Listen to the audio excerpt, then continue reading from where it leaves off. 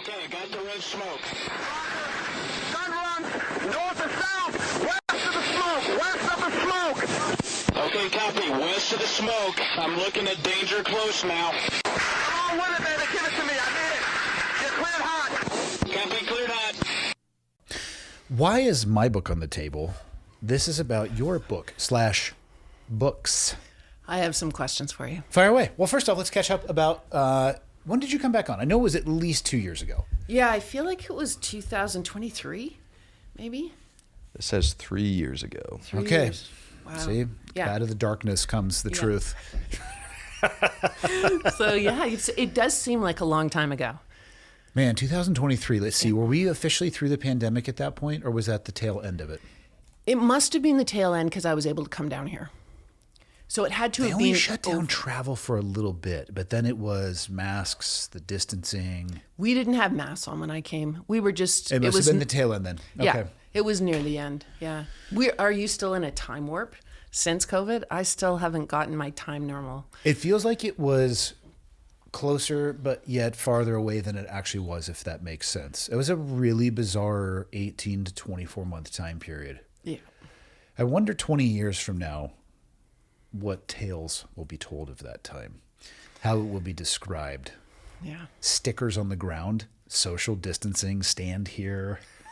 Well, I'm a sort of more doom and gloom than you. And I figure in the next 20 years, we're going to have more. If we continue treating think so? The way we're treating the planet, the What kind are you of, talking about? I heard we're doing pretty good. with the planet? Yeah, I heard it's healing itself. From who? This could be our first example of gaslighting. I'm looking forward to this. I'm just being contrarian more than anything. I don't really have any data to support my position. The comedian Nate Bargatze has this whole thing He's about the best. Yeah, you look at He other is planets. He's the like, best. Look at Mars. It's doing way worse than us. I think we're kind of first right now. Yeah. I think we're going to figure out the planet stuff. What I worry is that realistic issues get thrown into activism. And in doing so, they lose the vast majority of people. I mean, for clarity, I think everybody, since we all live on Earth, we have a vested interest. But when it starts getting super doomsday-ish, super activist-y, and there's nothing wrong with activism, but not everything can be an activist approach. Otherwise, nobody's going to pay attention to anything. I think we're going to figure it out, though. I mean, or we're just all going to die. So it will sort itself. Exactly. Either way. The Prime Minister, Mark Carney of Canada right now, he's a really great example of what you're talking about, where he's very much economy and industry and very much an environmentalist. But his whole thought process is, why don't we make them work together? Why don't we not say that it has to be one or the other? Like, he's good at not that binary thinking. Yeah. Yeah. That is the modern social optic is you're either for capitalism or you're for the sustainment and thriving of planet Earth. And I don't think it's that black and white. No. How your previous prime minister is apparently just traveling around the world dating a pop star. What's going on there? Yeah. That I cannot comment on. You absolutely can. You're the authority on Canada in the room. I said to my husband, have you seen this? Justin Trudeau is like hanging out with Katy Perry. And worse than that, they're posting all this stuff about themselves on Instagram. My husband just goes, what a fucking idiot. I was like, I like your husband. Yeah. Yeah, I tried to make no sense of either of those two, but or their lives, but an odd pairing for sure. I didn't see that one coming. Not that I saw or spend any time thinking about who Katy Perry may date next. I was surprised at that one. I know, but she left the what was his name? Orlando Bloom. Yeah, exactly. I was going to say the elven star of Lord of the Rings, He is a handsome man. He's very handsome. And, Justin Trudeau has made everyone in Canada, or many people in Canada, frustrated because he came in sort of with all of this potential. And then he just was kind of coasting for about 10 years. Nothing happened in the country. We didn't achieve things. I mean, some things, yes, of course, you can't say that, but he just could have done a lot better. So how did he get reelected so many times then? Well, it's always around the person. You have to have a really good contender to make a change. It's hard to make change. We like to, the person that is a known quantity is always going to lead, but there just wasn't a strong enough contender. until Mark Carney came in. And then it was like, this guy has everything. Is he moving the needle for you guys? Absolutely. He's doing a great job. Are the U.S. and Canada friends again? Well, First off, on this side of the table, they were never not friends. I know. So the Albertans, for people not familiar with the geography, I live in Kalispell, Montana, which is about 60 miles south of the Canadian border. Many Albertans have approached me to become the 51st state. So they seem like they've always been on board. The farther east you go, that theory seems to shift a little bit. It does. You get near Toronto, and they'll give you the number one signal, meaning the middle finger.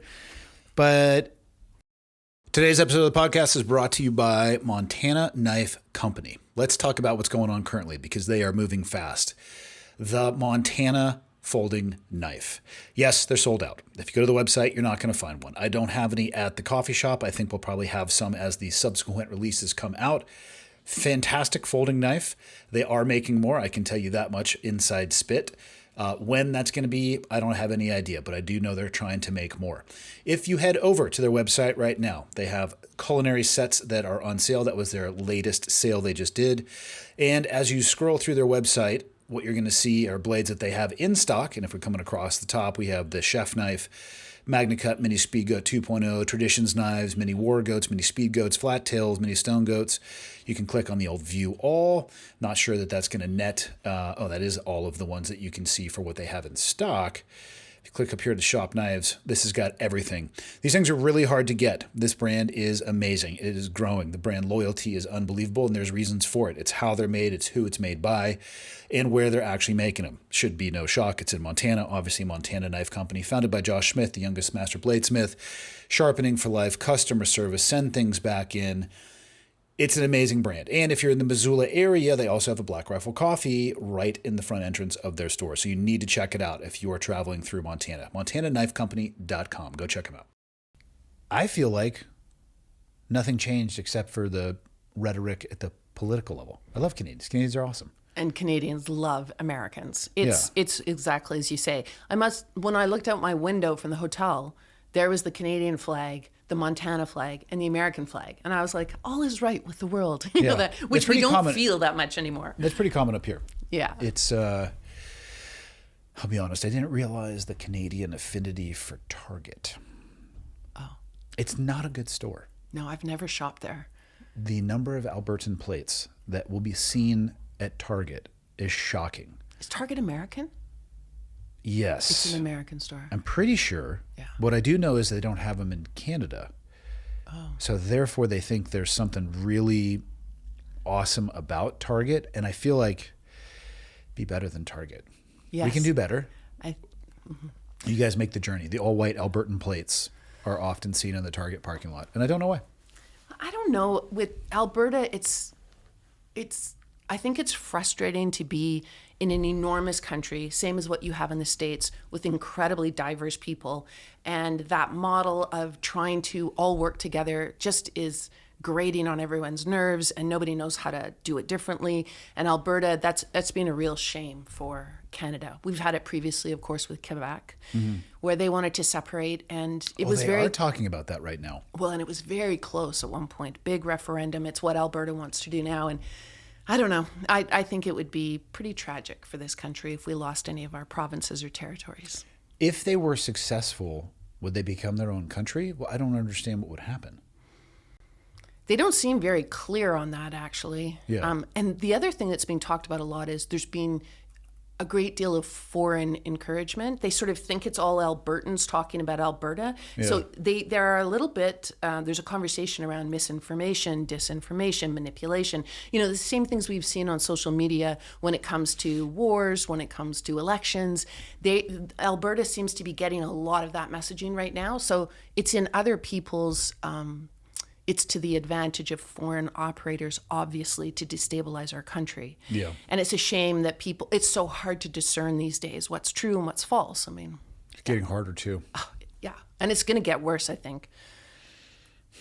What do you think the solution to that is? Other than I feel like we will have to deploy AI tools against AI, or people will have to voluntarily detach from these electronic devices and platforms, which I don't know if that's possible or a good idea to isolate yourself like that. There's a couple of researchers. One's a lawyer and one's a neuroscientist. So Tali Sharot and Cass Sunstein. And they do really interesting research on how when people are given an alert and it says this is true or this is not true or this cannot be verified, there's no evidence behind whatever this claim is on social media, it makes a huge difference. But of course, you'll notice that the regulators, our lawmakers, are not doing that kind of thing. And that, I think that will be the game changer, and it needs to happen. I mean, when I look back at my life, as a kid, we were very sheltered by the lawmakers and the regulators. You weren't allowed to watch TV shows that were inappropriate. Everything was coordinated around, there's a certain time of day where kids shows are allowed, certain time of day when obviously it's only for adults. There was no way to access highly destructive things for your brain, basically, as a kid. Who got to decide what was highly destructive, though? It was, I mean, that's a good question. There were regulators. I don't even know a better word for it, but there were really strong rules around broadcasting and truth telling. And growing up, if you'd gone into a classroom and a teacher had said in front of the class, the Holocaust didn't happen, or they're really exaggerating when they're talking 6 million, that's a big lie. You'd be fired the next day. Yeah. Whereas we're in a world where lying has become kind of the norm. You're almost rewarded for manipulation and lying, and sort of, we're in the war on truth, which I think actually is gone a step further. I would argue we're in the gaslit era. We're in an era where people in very high leadership positions manipulate, and it's public. Yeah. It's public. That's the thing that gets me. It used to be this kind of like really shameful thing, even in the corporate world, as you know. If you're going to do something that's bad, that's morally not ethical, not fair, not right, not true, you do it behind closed doors. What's fascinating to me is the door is wide open. And going back to your question about regulation and lawmakers, it's like you're allowed to lie in public with impunity. And it's going to be interesting to see where that goes. Do you think there's a point where it goes too far and then it becomes irrecoverable? Because if you can't define truth or agree upon truth, how do you have a foundation for even communication at that point? Well, that's the driving force behind my work these days. I became very worried 3 years ago, because if you think about it, the way we define sanity versus insanity is our relationship to the truth. And okay, I would agree with that. Yeah. And I don't hear a lot of people talking about that. We talk a lot about misinformation, disinformation, gaslighting. I mean, you can't turn around without being bombarded with the term gaslighting right now. So it's a very dominant force, whether it's used correctly or incorrectly. It's a dominant force right now. But I don't hear people talking about the correlation between mental illness, which is massively on the rise in our society, and our relationship to reality. And trust. Why do you think mental illness is drastically on the rise? Well, I really tend to look at youth population, for example. And so you look at from 2000 to 2018, and this is CDC, so it's American statistics. 2000 to 2018, youth suicide increased 57%. I mean, that's an insane number. I mean, you and I talked about suicide the last time I was here, and you said, all of a sudden, in my life as a dad, every time I go to the school to pick the kids up, every 2 to 3 weeks, there's a youth suicide. It was gnarly. All of my children, and across a variety of grades and at 2 different schools, were having, I'm happy to say, is happy the right word? I'm glad to say that, or I'm fortunate that I can say that it seems as if, at least in the local ecosystem, I'm not hearing of that. However, my children are also out of school age. Their friends are now dying occasionally for different reasons that highlight parental teaching points about decision making, which is going to happen. It sucks. Learning from other people's mistakes is not always as easy as it would sound, and trying to create a learning lesson around some of these catastrophes is pretty gnarly. But I would hope that isn't continuing from that timeline that you and I first talked. Well, I mean, another statistic that I wish all young people knew, and I would be interesting to do a survey, just a random survey. Do you guys know this? Because I used to do with my classes all the time. Do you guys know X, Y, and Z? And if they didn't, and it was a life-threatening thing, we would stop what we were doing and I would tell them all about it. And it's this strange thing as if we don't want to tell kids because it's so upsetting. But the bottom line is they need to know.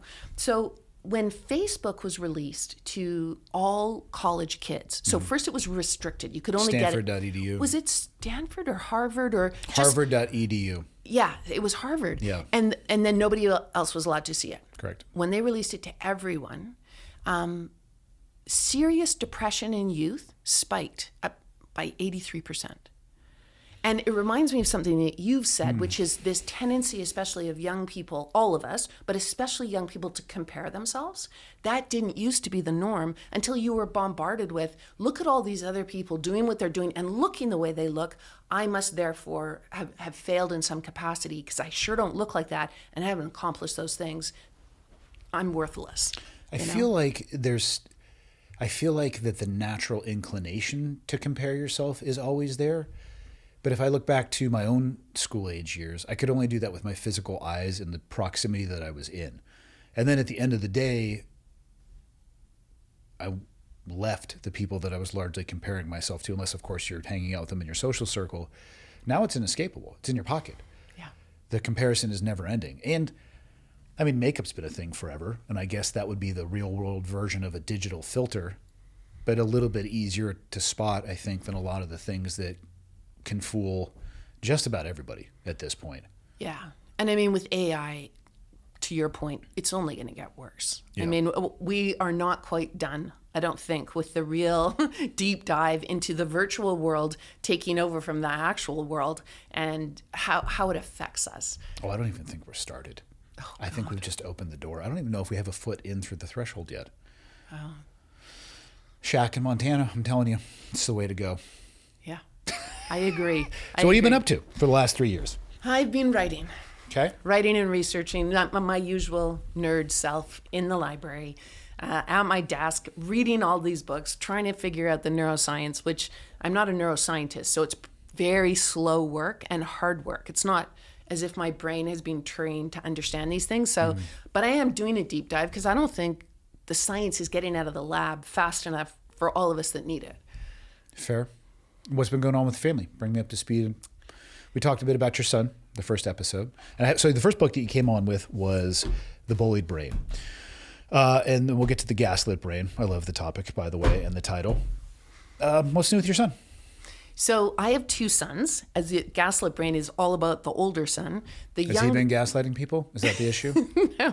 No, he's not a gaslighter, but he's really good at detecting it, better than I am. So yeah, it's one of those classic things where your kids teach you and you learn from them. I've had that so many times as a parent.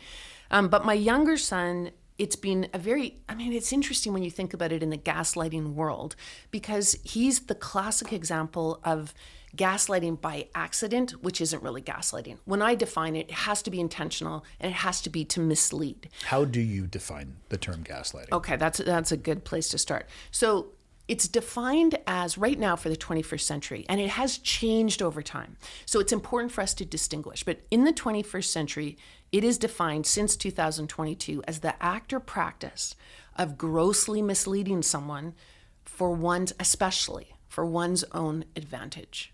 So it's intentional. And you hear a lot, like I get interviewed all the time about medical gaslighting.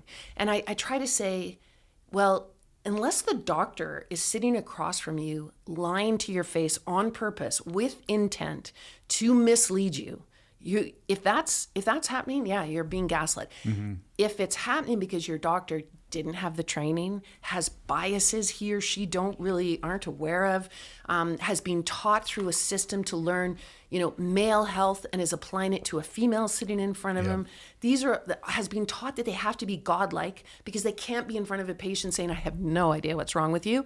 They'd rather say, I think you need antibiotics because it's X, and just have that be a mistake. Misdiagnosis, absolutely. Does it have terrible consequences? Yes, I'm not trying to minimize it. But that's not gaslighting. That's misdiagnosis. So my younger son has had fabulous doctors, not every single one, but in general, fabulous. What has not been understood is by him as teachers and community, friends, so-called friends. His peers couldn't understand. We didn't understand a lot of the time. And it's only been in the last 3 years he's gotten a diagnosis. It went to genetics, and genetics sent it off to Finland, because in Canada we don't apparently have the massive $100,000 a person system to do it. So it went off to Finland. He has a repeat chromosome 16. And it's very, very rare, like beyond rare. Probably no one listening to this has ever heard of it. I certainly never had. And what it means, though, is it results in kidney disease. Yeah, he's got that. Ear, nose, throat, all kinds of problems. He's had multiple surgeries. Yep, he's got that. Cleft palate, pharyngoplasty surgery. Yeah, he has that. Celiac disease and gastrointestinal issues. Yeah, he has that. And the real kicker is debilitating pain.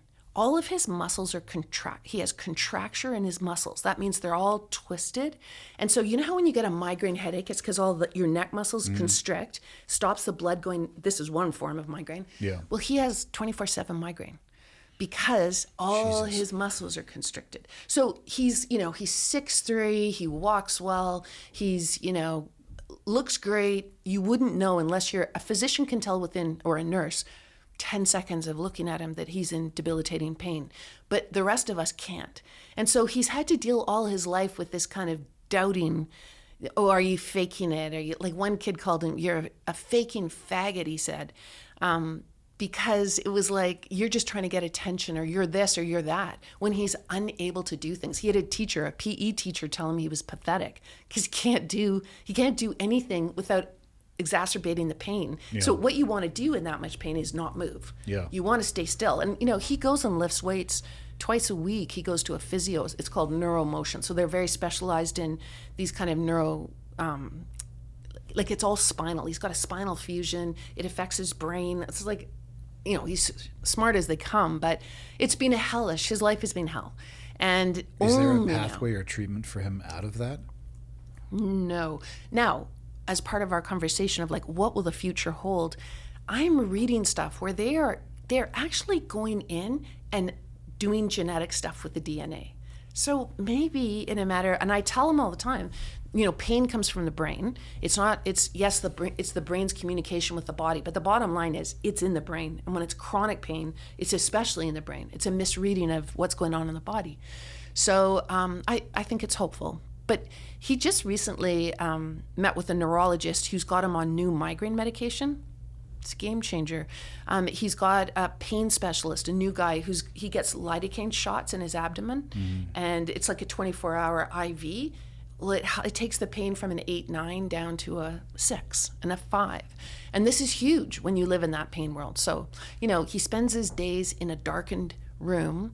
He can't have any sensory, no sunlight and these things because it's so aggravating. And noise canceling headphones. That's how he spends his days. Yeah. And what does he watch? He watches Cleared Hot. How did he find it? He loves reading. He wanted me to tell you that he's just finishing,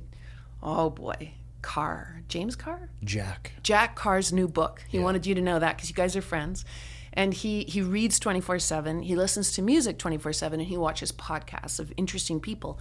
My maternal theory is, psychologist in the closet, he loves to watch people fulfill their lives with activity and adventure because he can't. Yeah. And so he deeply admires it. And he's also like you in the sense that he's had to have ridiculous mental toughness to survive what has been given to him. He would like probably to disappear most days, and he fights that internal battle to be here with us. What you've described that your son has gone through and is going through, just for clarity, he far surpasses any level of mental toughness that I have ever had. I do not consider myself to be an individual that would be defined by their mental toughness. Not everything, especially my old job, not everything associated with that required that by any stretch. There were, I would say, short, segmented timelines, perhaps, or defined times where, I'm not trying to say it was easy by any stretch, but the people who do that job are not actually abnormal. I think you could probably work most people to a place where they could accomplish those things. It's just a matter of whether or not they're willing to put in the work to get to that place. I love that statement, and I liked how you had it in the book, because one of the things I battle is, I think it's one of the biggest lies that fuels our society today, and it's that abuse is a necessary evil for greatness, and it's not. Who says that? Everybody. You like a really good example. Michael, do you say those things? Michael, first of all, I've been spreading that on my for alt clarity, account. he's not listening. He's doodling right now. I know exactly what he's doing. Sometimes he doesn't even switch the cameras because he's drawing hands. I fill in the rest of the stuff. He'll leave me he creates the palette. I finish the masterpiece for him. Classic dude stuff. It's not a big deal. Michael, do you believe that to achieve greatness, you have to be punished? you have to punish others. It's punish No, others. I don't think you have to punish others. I think you going through hardships helps, I think. Yeah. But I don't think being purposely punished is. Yeah, I don't know where that comes from. So, I used it in Bullied Brain. I don't know if you remember the movie Whiplash. It's a really good example of That's that a musical mindset. movie, right? It's jazz. Yeah. So it was by Just Damien Chazelle. overbearing coach. Yeah. What do they call it in music? Is it a Teacher. coach He's or just teacher? a music. He's a jazz teacher. He was a little bit over the top. Oh, very over the top. Yeah. Yeah, and it's It was a drummer specifically he was going after, right? Yeah. Yeah, and Damien Chazelle, who's the director and writer, he won so many. He's the youngest director to get an Academy Award for that film. So this is where I feel like, this is making a leap, but I Yeah. feel like it really resonated with people. And I see it all the time in the work that I do because I study abuse cultures. And it's not hard. This would be a beautiful example of gaslighting. It's not hard to convince a group of people or a single individual that the abuse they're suffering is to make them great, which was the argument all through Whiplash. I'm going to get the next Charlie Parker by abusing you. And the musicians, these young people, believed it. And they, the drummer drums until his hands are bleeding. People will do that. That blood, sweat, and tears, or one of the other. This hurts me more than it hurts you, and you're like, yeah, I'm Never not once sure. has that ever actually been the case. Exactly. What's tough is there are shades of what those statements mean that are 100% true. I do believe that if you're going to achieve greatness in anything, it comes through hard work. Yeah. But you can also do incredibly hard things that are not beneficial to you, that can destroy you, that can take you farther away from your goal. And there's also truth in train smarter, not harder. Doesn't mean that you can't do the smarter way very strenuously or pushing yourself to the limit. But that is sticky because, like any good lie, there's a percentage of it that's true. Yeah, it's the deadly half-truth. The half-truth is the most dangerous lie. And gaslighters are experts at exploiting that space within us. All of us have our vulnerabilities. We have our weaknesses. We have the things we've done that we're ashamed of. We have our mistakes. We have our failures. We have the limits that just have been given to us by life. Well, the gaslighter is a master at seeing that. When they look at you and when they talk to you, in many cases, they are looking for those gaps and spaces to exploit. So, you think that you're talking to someone who is really seeing you and listening to you, and it's not true. It's almost like they're analyzing you. Do you see a tie between narcissism and gaslighting? Yes. So it's really interesting. It's called by the experts, they call it the dark tetrad. Or you hear dark triad, but a woman just convinced me. It's funny. She wrote me on my Substack and said, look, or was it? Yeah. She wrote on the Substack, she said, you talk about the dark triad. I'd like you to look into sadism, and I'd like you to explore that because I really think it's important. It's a dark tetrad. Of course, at the bottom is a picture of Hannibal Lecter. That's lovely. Ooh. Yeah, okay. The dark tetrad is a set of 4 interrelated, malicious personality traits. Narcissism, that's another one I didn't understand until pretty recently due to personal exposure. Machiavellianism, psychopathy, and sadism. I don't actually know what sadism is. God, this is a classic example. I say sadism, which is incorrect apparently, because I never listen to words out loud. I only read. I never I feel do like the auditory. sadism would just be chronic sadness. Yes. You're probably right. Sadism. I say everything drives my kids crazy. There's a good chance that we're both incorrect. No, I Maybe think you're the right. inflection is on the I somehow or something. I don't know. No, you're right. You're right. But So what is sadism then? so what was so interesting, so I was like, okay. So I went and took a look at the research, and then I wrote an article about it for Psychology Today, because lo and behold, what did I find out? We have a tendency to think, whenever we think about a person who's sadistic, we think of them, we think sex and like criminology, criminality and these types of things.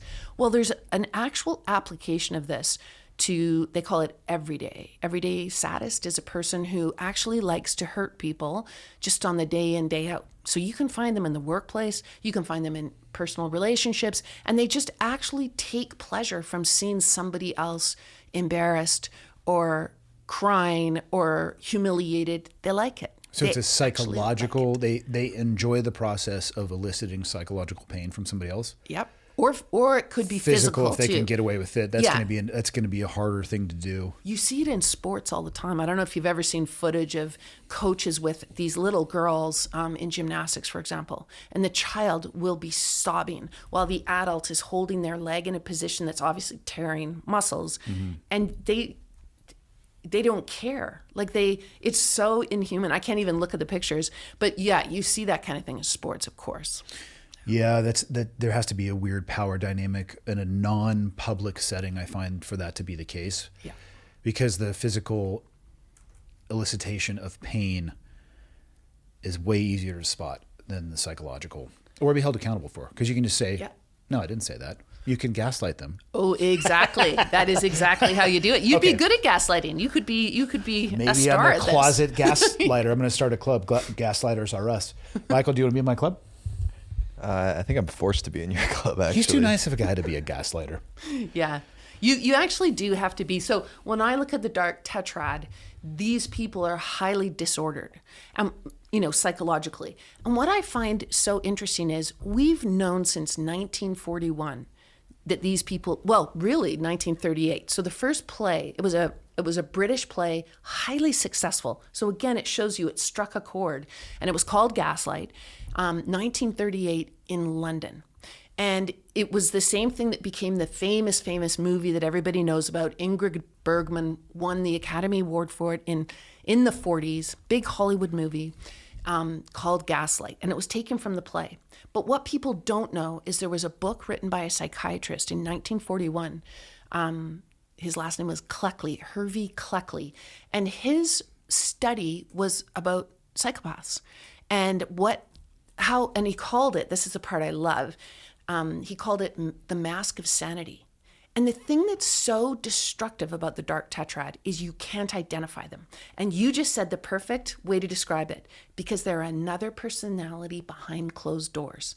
Unless, of course, they have recruited others to be mentally disordered like they are. So you will find abusers work in a little posse or team. Mm-hmm. So you'll have the coach whose trainers and assistant coach are in on the abuse, and they don't care that the football player is 2 weeks from dying by heat exhaustion.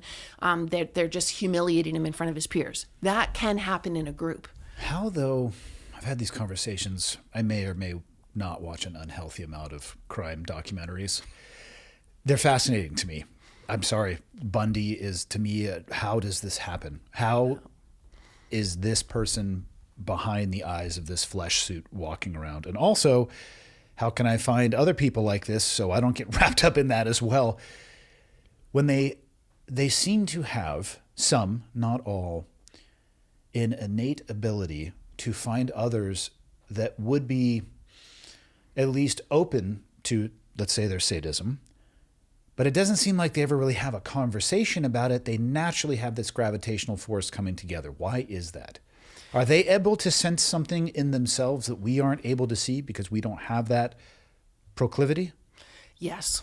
So in general, a combination of how we're wired, or how our brains are wired, and how our society trains us. That's everything, always.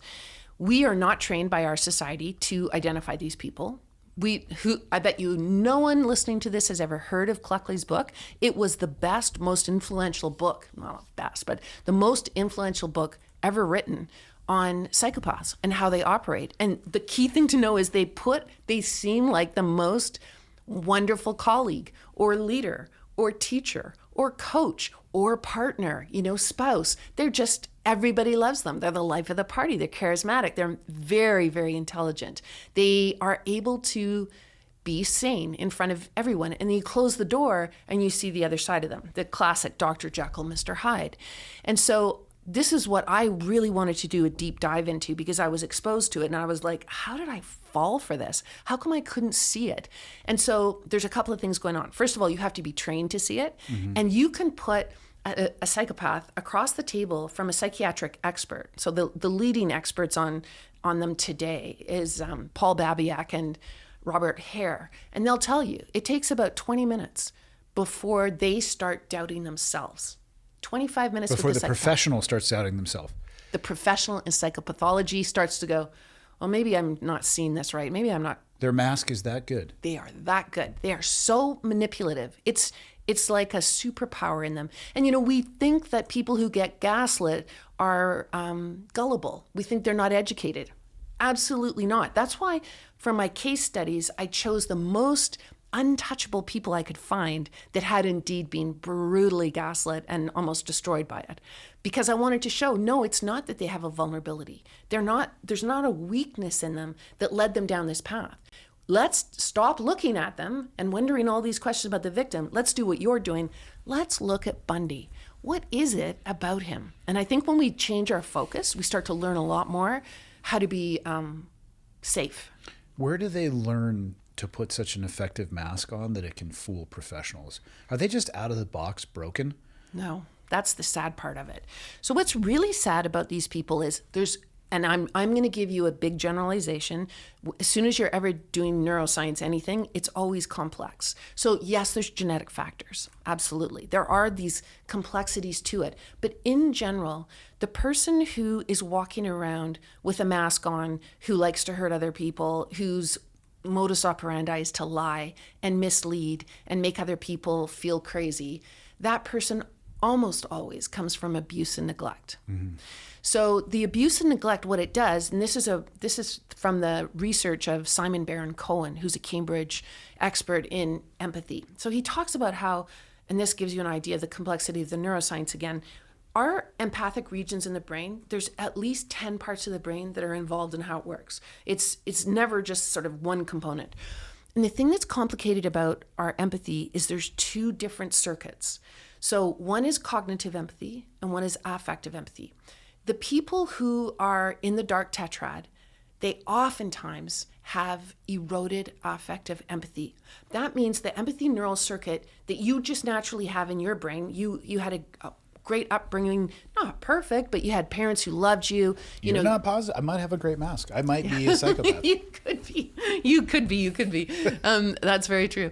But they usually come from a background of love and care and support, and it builds their affective empathy. That gives you the capacity to feel other people's pain. So it's kind of the key. And you could feel an animal's pain. No problem. It's just natural to you. It doesn't make you a good person. It just means that you have been blessed with this kind of healthy part of your brain. Now, the person who is in the dark tetrad, they haven't grown up with that. And they've learned all kinds of strategies to survive. And the strategies to survive have them doing things like manipulating others, having a hidden personality behind closed doors, turning on the charm when they need to, letting it, taking that mask off, which must be a relief when they don't have to put it on anymore. They have strong cognitive empathy. So they can read you like a book. This is what I was talking about before. They're good at identifying your vulnerabilities. They know what makes you tick. They're usually very smart, and they're very good at creating a model of exactly who you are after a number of visits. They're good at love bombing. They put another kind of mask they wear is the one that reflects you. Yeah. And so you think that they care about you. You think that they're interested in you and that they have similar things. They like. Exactly. The things you enjoy doing, they enjoy doing. You're the closest friend that you've ever had. I get it. That's exactly what they do. And it's a traumatic shock when the mask comes off and you see that actually they've objectified you. So what I try to talk about to get people to understand this is, they can read you like a book, but that's all you are to them. You're just an object. You're a pawn on their chessboard. That's all. Does anything mean anything to them, or just them? Just them. Just success. They have a game, this is a quote, game-like fascination with winning. They love to win. They'll do anything to win. But you talk about this in the book. You talk about the team player. Yeah, the team guy versus the SEAL. Yeah. Exactly. So the person who, we should do a deeper dive into this because it's very interesting. Their whole modus operandi revolves around the self. And it's really a brain malfunction in a whole bunch of ways, but they're not team players. They don't want the team to win. So this is a really even though they would probably want to be on the team so they can fit in. Oh, they want to be on the team because, and that's another thing that you talk about is you say you can't achieve these things without the team. Yeah. The team is critical to success. You can't do it alone. So they need the team to be the pawns on the board so they can take the queen and win the game. Yeah, but they're there for different reasons than everybody else on the team. Yeah. Damn. Yeah. Yeah, it's not team. So when a coach, like this was, something I actually witnessed myself. My husband phoned me, our older son, he's a very skilled athlete, and basketball was like his life and his dream, and or one of them. He loved the sport. He was brilliant at it. He wanted to play college. Like he just had joy when he played. It was like his happiest place. It's sort of like skydiving for you. The world stopped. He could just be in the moment, in the flow of playing the sport that he loved. And so, it mattered to him. And my husband who was also an athlete and played very high level hockey as a kid and, farm Ontario kind of hockey, which was very serious in Canada. So he phoned me and it sounded like a ghost. And he was at my son's tournament and he said to me, they don't want to win. And I could tell by the sound of his voice, there was something very wrong, but I couldn't understand. He's like, they don't want to win. And I was like, what? What does that mean? And it just like the penny dropped for me. I'm like, if they don't want to win, what are they doing? Like, what do they want? And I now know from having studied this scenario for so long, they wanted to hurt those boys. The coaches, you mean? Yeah, they didn't want to win. They had a pack of fabulous athletes. They could have easily won. Yeah, in fact, that team beat the team that won the championship when they allowed our son to play on the court, but they kept him off the court. He was perpetually benched, so he couldn't help the team win. It was like torture. No, it was more about the position of power and control for the coaches than it was. And that's what I'm saying. You have to have, for people to really effectively publicly hurt others like that, they have to have this socially accepted place of perceived power, like a coach who has access, and you need to listen to what the coach says, and they're the gateway to fill in whatever the goal may be. Yeah, man. And this is we talked about this with teachers back when we talked about bullied brain, and we talked about coaches, and it's a terrible thing that we do in the school system. It's kind of not on purpose, it's unwitting, but we train kids from a very early age to obey. They are trained to comply, to conform, and obey. And the school system hammers it into them. It's not like you walk in the door in kindergarten and they say, you know what? There's an authority in this room that we refer to as a teacher. The teacher is a human being, and they can make mistakes, and they can have flaws. They can have ignorance. They can have all kinds of things that could be worrisome, and your job is to always ask good questions about their conduct. We don't tell kids that. We tell them to respect the teacher. We give the teacher the power, and the coach as well, to tell kids their value. That is so dangerous. Think of the million times. I've been a teacher for a long time. I've made mistakes all the time.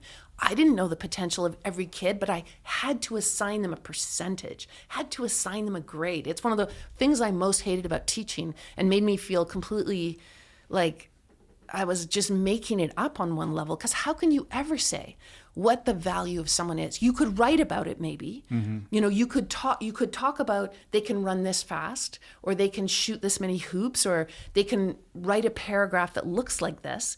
But you can't really say what their value is or what their potential is, ever. Is that really the job of a teacher, though? I would think, sure, you're going to have tests that you will give and you can score them against an average of their peers, but leave it at that. Like, this is where you rack and stack, and these particular criteria, it's not for me to assign any judgment or assessment of what your potential is.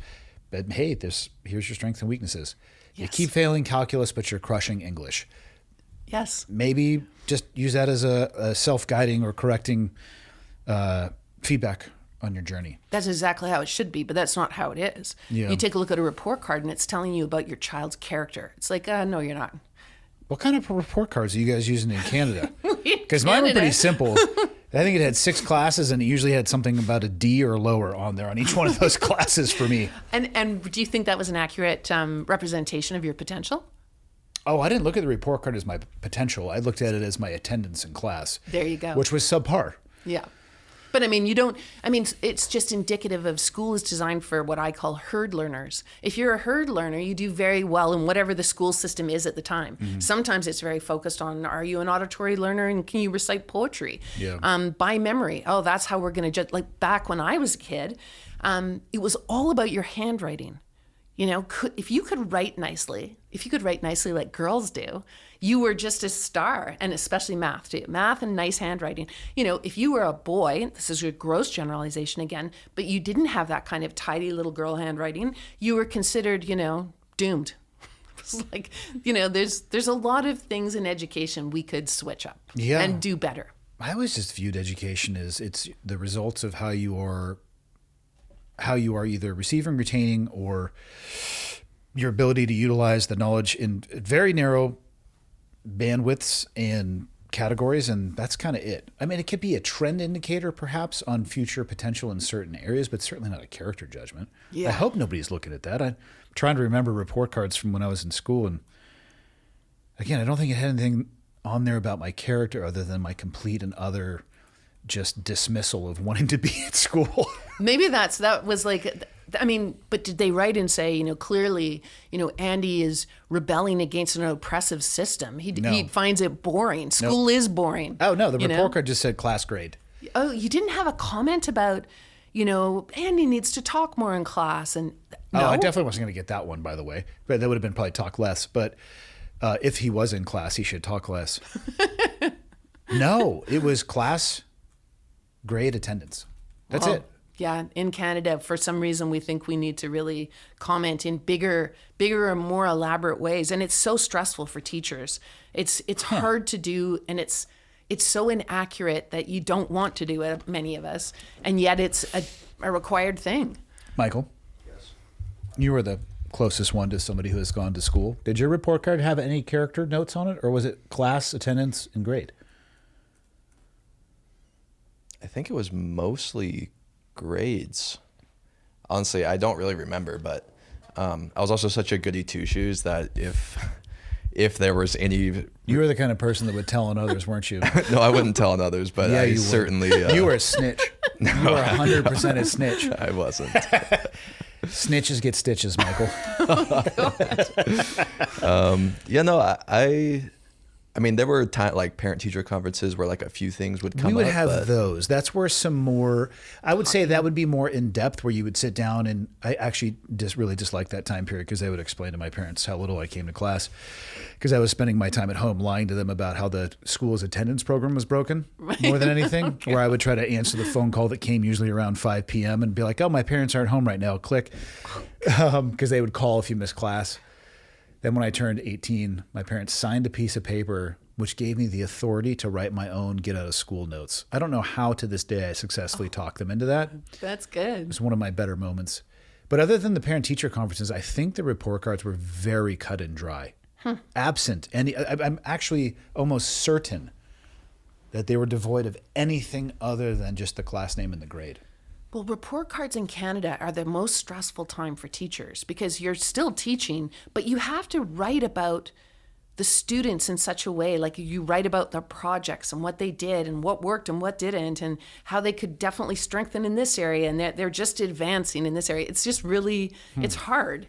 And you've got 20 kids, 30 kids. So with every single class. And it matters, families read it, the parents read it, the kid reads it, and you don't want it to be wrong. Yeah. Did you ever skip school, Michael? Did you ever cut class? I did actually, but not very I feel like often. it was accidental. No, it was on purpose, but it was probably like less than 5 times. In your entire, what? That would be a good day for me at high school. Yeah. No, I always went to class. I always went to class too. I got in trouble for other things, but I was a pretty big attender of class. Yeah. I didn't like it. I got in trouble for minor disruptions, but I always went to class. Like what? Telling on other students incessantly? No, I was just, dicking off in class, basically. There's no way. If I were to imagine you were in a 3-piece suit, front seat, every class, several notebooks out, spiralized binder, and just writing down, and then direct eye contact with the teacher, right? Eye contact. You give me a lot more credit than I am. You were the one who said you were goody two-shoes. I was, as far as I don't know, I guess drugs and alcohol and stuff. But yeah, I didn't really care about my grades, even though I did get A's and B's, but I didn't really care. I didn't try Graduated that hard, with 4.0. honestly. Not a big deal. 4.0. Didn't care at all. He's gaslighting us. Yeah, he sure is. He sure is. That's why it's important, this conversation. Oh, boy. Yeah, I think it's real dangerous to tell human beings what they can and cannot do, especially that early. Yeah. From a position of perceived or real authority. It's completely deadly. It's one of the most dangerous things you can do, and we don't treat it that way. I'm always trying to think of how do you explain why gaslighting is so terrible. And I'll try out my thought on it with you. I think that what it does, or what it can do to some people, is it takes away your self-belief. Mm-hmm. And your self-belief, if we look at our kids, self-belief is the fundamental level. This is documented in science. It's what you need to build your talent. So if you erode someone's self-belief, and you think of the people that end up in the dark triad, they're perpetually, abused and neglected and emotionally abused and put down and all these things, their self-belief is so compromised that they conjure up this kind of split self that it really is just a torment on many levels to them as well. So if you erode someone's self-belief, they don't put in the hard work. They don't put in the deliberate practice of constant repetition, that hard work that's necessary to build your talent, to grow your talent. All of us can do it. Mm-hmm. We all have talent in different areas of our lives, but we all have it. And when someone takes it away, that's really the tragedy of gaslighting. Yeah, I think it would depend on where and when you were exposed to it. We were talking about briefly before we started. I didn't know what the term meant until, I'll say, a couple of years ago. I had heard it, but didn't really pay attention to it. And I'll speak broadly about the situation,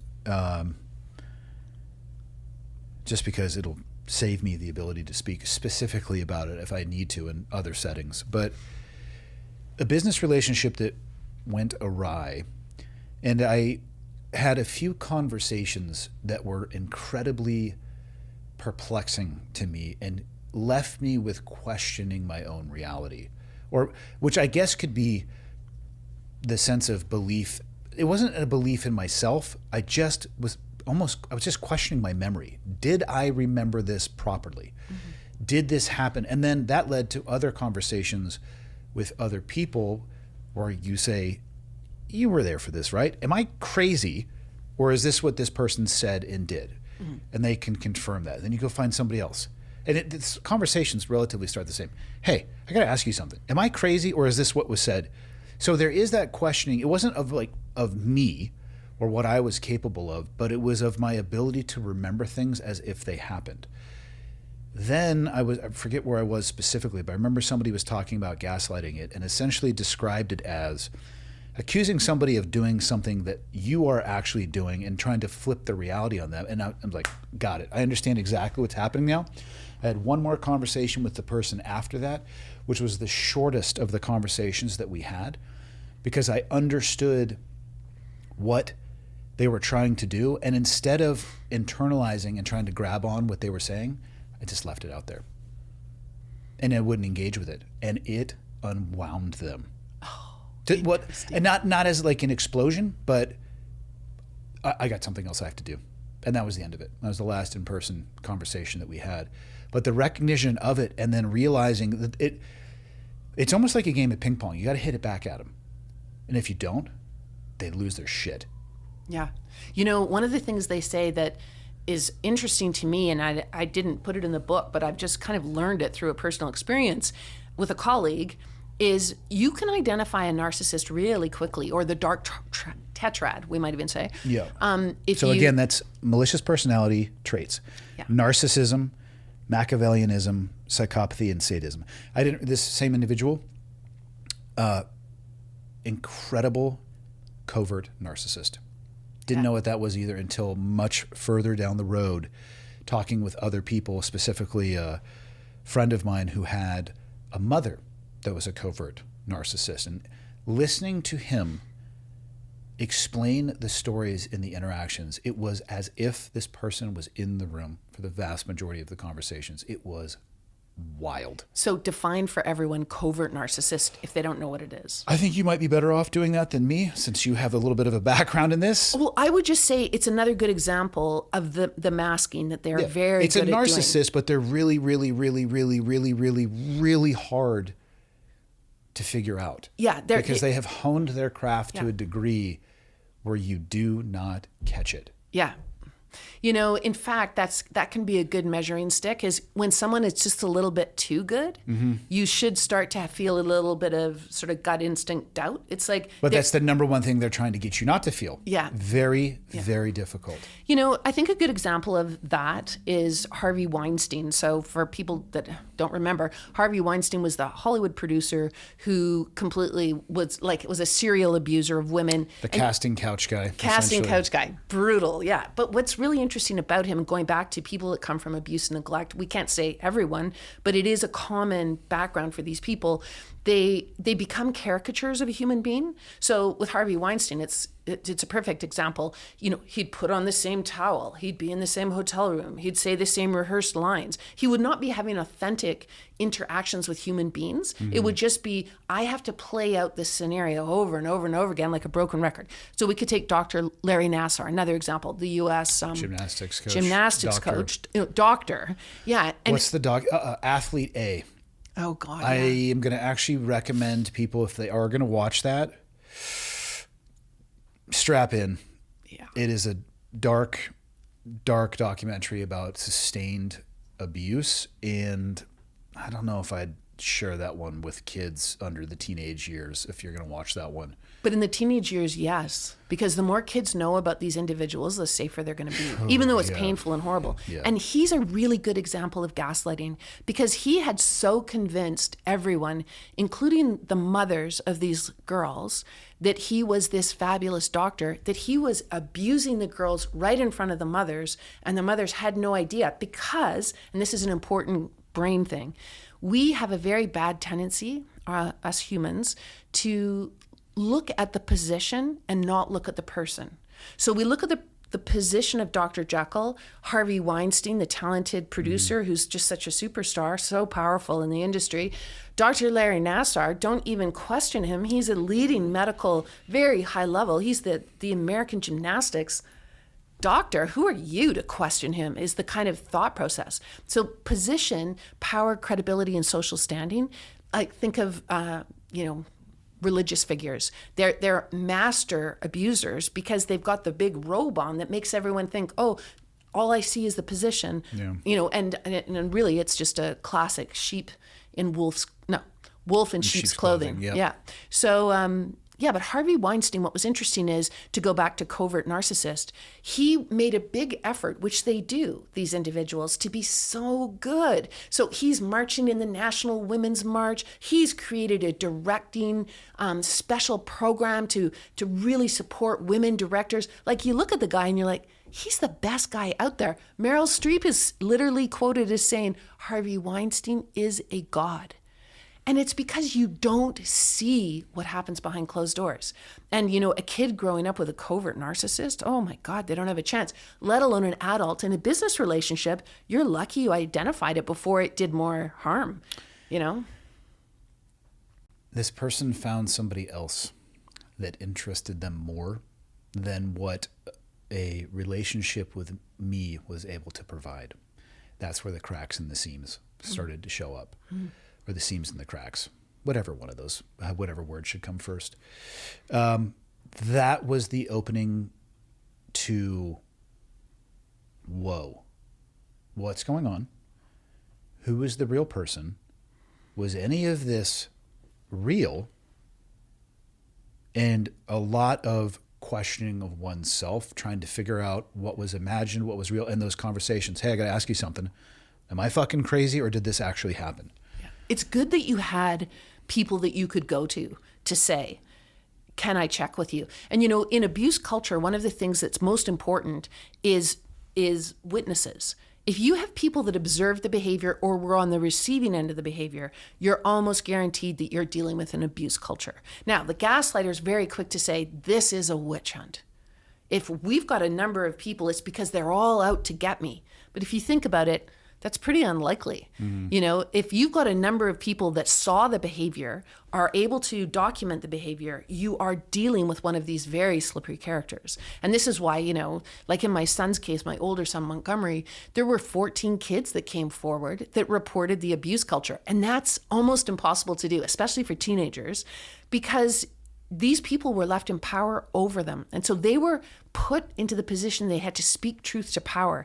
And teachers, as we know, these were teachers, they had control over their sports, control over their social standing in the school, control over their reputation, control over their character, you know, but it was mostly the athletic opportunities where they could just do whatever they wanted. The kids would lick their boots because they didn't want to lose their position. They didn't want to be put on the bench. They didn't want to miss the opportunity. And so it's very rare when you get 14 kids saying, yeah, all this abuse is occurring in identical ways when a bunch of them don't know each other. Word for word, it's like, yeah, they're documenting the same thing.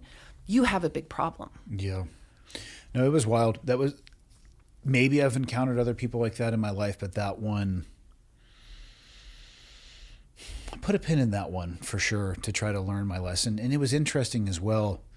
The more questions that I had, the more anger came from that person at the questions. The more volume of data that I was able to bring, the poorer the response. And then it became an accusation of me going after them. Of course. Okay, so let's just unpack that, because you just said in those few sentences so much valuable information for people. So the first thing that I tell people, if you're with someone like that, if you're dealing with the dark tetrad, you're dealing with a gaslighter, the first thing to do is stop questioning yourself. Now, normally... Not easy to do. It's not easy to do. FYI. I know, it's not easy. Especially if they isolate you. Oh, that was yeah. another interesting aspect. And I don't necessarily mean they put you on an island, even though I'm sure there's some people out there that would do that, but social circle isolation. Let's you and I go do this, or just a way to just constantly control. And you think it's connection. So they use this, of course they use this in domestic abuse. You think that the connection is being built because they don't want your family interrupting. They don't want your friends around. They want you all to themselves because they love you so much. The love bombing is real too, yep. It's so real. And how would you not fall for that, right? You think you're building this incredible relationship, but really they're isolating you. And it's a good example of gaslighting. And you have to really hear that expression, love bomb. That those two words shouldn't be together ever, but they are when you're dealing with an abuser.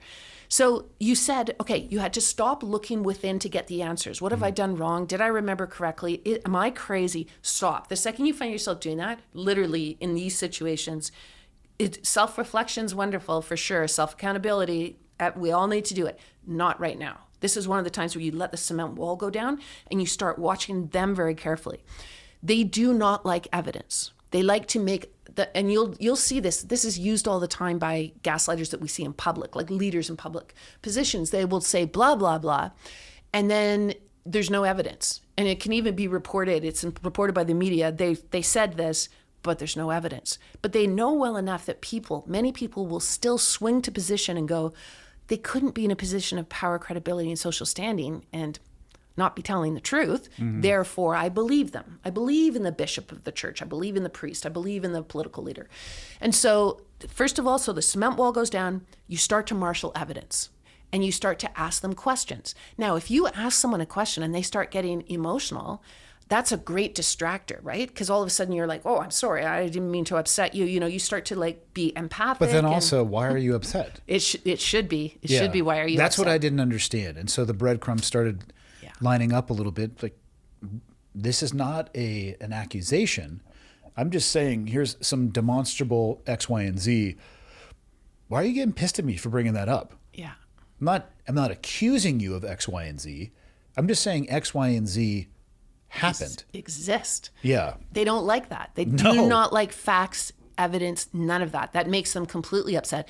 And then so it's really good for people to remember. This is from Dr. Jennifer Freyd. She's an expert in this, wrote the book on this, and she was talking about child abuse. So her book is called Blind to Betrayal. She wrote it with another psychologist, Patricia Burrell, and they're in Oregon. And so Jennifer Freyd is just a master at this, and she was an abused kid.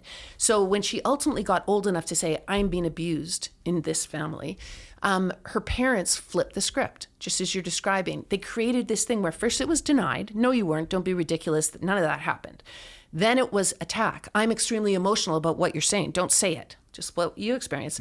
And then the third part's really interesting. So she calls it DARVO. So D for deny, A for attack you, and then reverse, victim, and offender.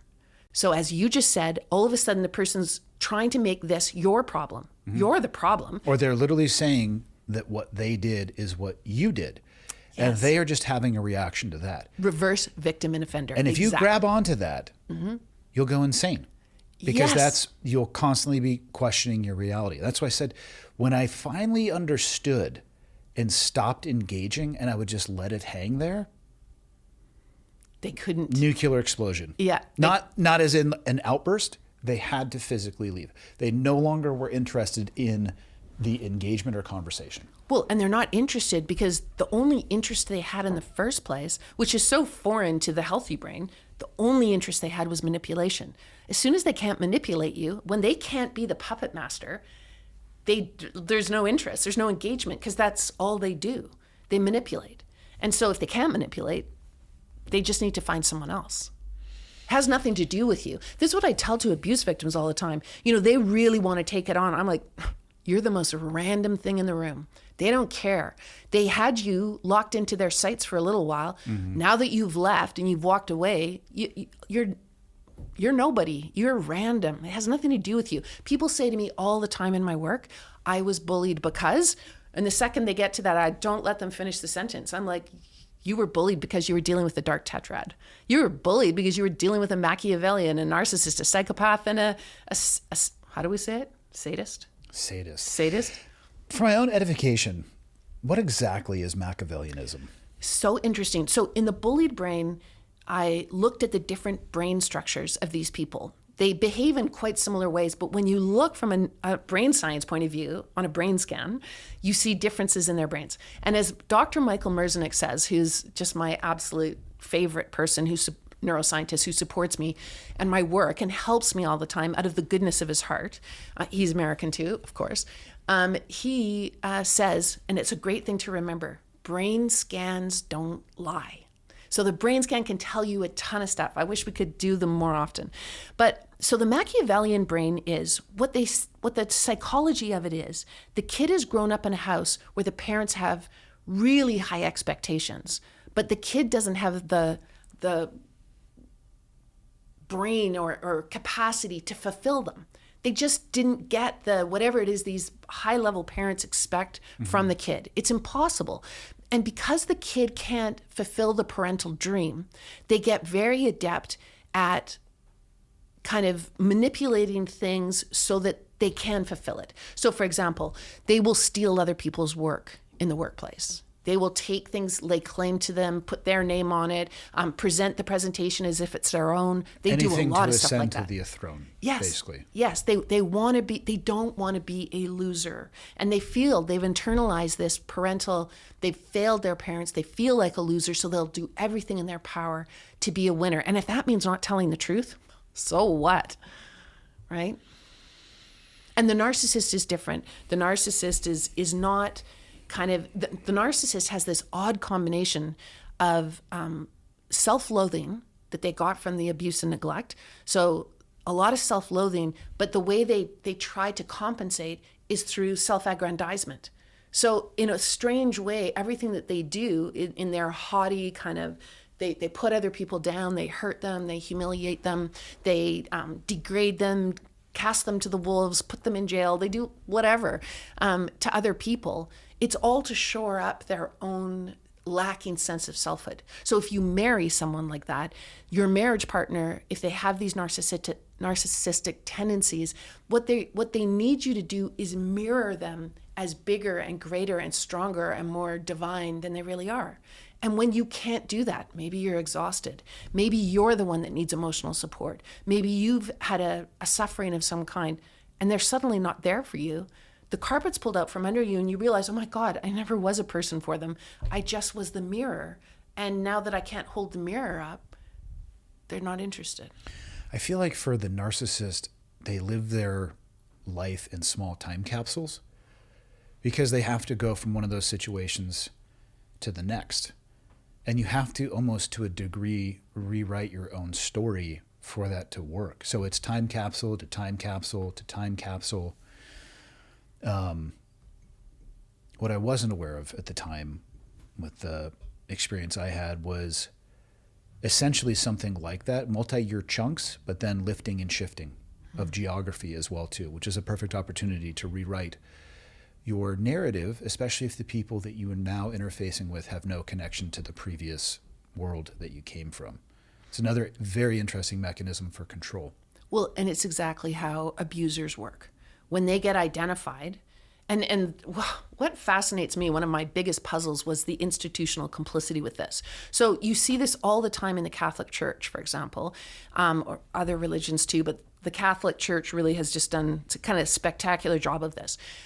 I don't like the expression. They do it with teachers as well, but it's called pass the trash. Mm-hmm. And I don't like the expression because it's dehumanizing. And even if you have been abused and neglected and you're an incredibly destructive person, you still shouldn't be dehumanized. But it is what they do. So I was abused as a child. There were 3 teachers involved. And for 10 years, they ran an outdoor education program. And they abused, I don't even know the numbers, just unbelievable numbers of kids, me being one of them. And so I ultimately, I put that away in a box for a good portion of my life. I was like, I just not opening that box. Don't care. It wasn't, I wasn't an abuse victim. It just was gone. But you knew that box was there. Not really. You buried it that deep. That deep. Yeah, I wouldn't say I knew it. It wasn't. And the funny thing is, I was seeing psychologists, and there was something wrong with me, and I was doing a lot of cutting, and I had an eating disorder. But those were all my fault. I was doing a lot of looking inward, and never once with these psychology people or psychiatrists did I ever mention the abuse done to me. Why do you think that is? I think it's the fault of psychology and psychiatry on one hand, not that I'm casting stones, but I think that psychology and psychiatry, certainly back in the day when I was young and trying to get help from them, they were too focused on the family. So they were asking me all kinds of questions about my family, and Lord knows my family is hilariously dysfunctional, like all families are, and we're also super close. My parents were fabulous, and they made 1,000 mistakes and whatever, but I wasn't abused in the family home. But they never once asked me questions about, tell me more about school. What happened in school? If they had, would you have led them towards that box you had buried? I think so. So it goes back to what you were saying about, I didn't know about gaslighting. And you know what the neuroscience says? And I think this is so interesting and good for all of us to know and learn. The neuroscience says if you don't have the language you can't tell your brain what's going on. So when you didn't have the word gaslighting, it took you longer. Luckily, you were able to figure it out. Lots of us don't until it's too late. You were able to figure out this colleague is lying to my face, manipulating reality, trying to make me think I'm crazy. Maybe you didn't have the exact term, but you unpacked it and figured it out. That takes a huge amount of brain power, and it's hard to do. But if I had had the word grooming when I was a 13-year-old, I would have been able to say, go home to my mom and dad and say, my science teacher is grooming me. He just gave me an A and I'm a terrible science student. And he put his arm around me and he told me that I can come and talk to him anytime I want. Do you think he's my friend or do you think I should be careful? My dad's a lawyer. My mother works in politics. Like, they would have unleashed an unholy hell. But of course, I never told them. I never could tell myself, let alone them, because I had no vocabulary for abuse culture. None. Yeah. You know, I've had to learn it myself. So it wasn't until my son was being humiliated. So he was in grade 10. When I was in grade 10, I started to be the target of these 3 teachers, outdoor education teachers, unbelievable humiliation. And it's because I wouldn't have sex with them. But I couldn't put it together because I had a grade 10 brain with no vocabulary and no experience. I had no idea. I'd never even had a boyfriend. I was like, middle-aged men want to have sex with me? I don't even know what sex is, and that's really confusing. Think this is pre-internet. We knew nothing back in the day. This is in the 1980s. So they humiliated me around the clock in front of my peers because I wouldn't engage. Other girls my age, 15-year-olds, 16-year-olds, they were, and yeah. You know, it makes me feel incredibly sad because I feel like if I had half a brain, I would have. So they bullied me, which drove kids into their arms because no kid at 15 wants to be bullied, especially by a teacher. You don't want a teacher saying you're frigid in front of your peers. You don't want a teacher going, she won't slow dance with me and making a mockery of me because I was like, slow dance with you? What? You're a dad of 3 kids. Like, what is this? Like, I could not so understand. Gross. I couldn't understand. And so my son started being the target of, Montgomery was the target of like just relentless humiliation.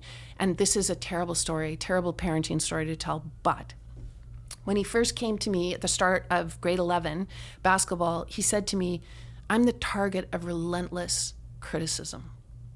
He did not have the vocabulary to say, I am being psychologically tortured day in, day out. I am being repeatedly assaulted. They are grabbing me and holding me in for more, yelling in the face. They're calling us fucking retards, fucking pussies. He did not repeat any of that. He said to me, I'm the subject of relentless criticism. And I said, you're lucky. That's how you're going to get better. They want you to, they know how good you are. They say you're going to be sought after on college teams. Give it your all. They're giving you attention because they see your potential. Yeah. Terrible mother's response. And when I said to him, ultimately, when the whole thing blew up, and I'd heard now from other kids describing what had been done to him, I said to him, I looked up at him, he's 6'4", and I was like, Montgomery, why didn't you tell me? And he took me by the shoulders and he said, I did. Yeah. And he said, I hate those guys. They're freaks. And I did not hear, I hate those guys and they're freaks as I'm being psychologically tortured day in, day out in the sport I love. They're destroying me. Well, it falls back into this, what I'll call is a false narrative that to achieve greatness, it has to come through torture and suffering. Yep. Yep. At the hands of others. You know, these people are doing it for a good reason. It was like, anyways, you know, there is an appropriate way to motivate people without destroying who they are as a person. There's a way to make things difficult that has a net positive with zero destructive nature. And it's not holding a kid and yelling in their face. It's not demeaning their character. It's not the ruthless and endless criticism. I'm remarried now. So my wife, Leah, how would I describe her missing the parenting of 3 children? She's real fucking lucky.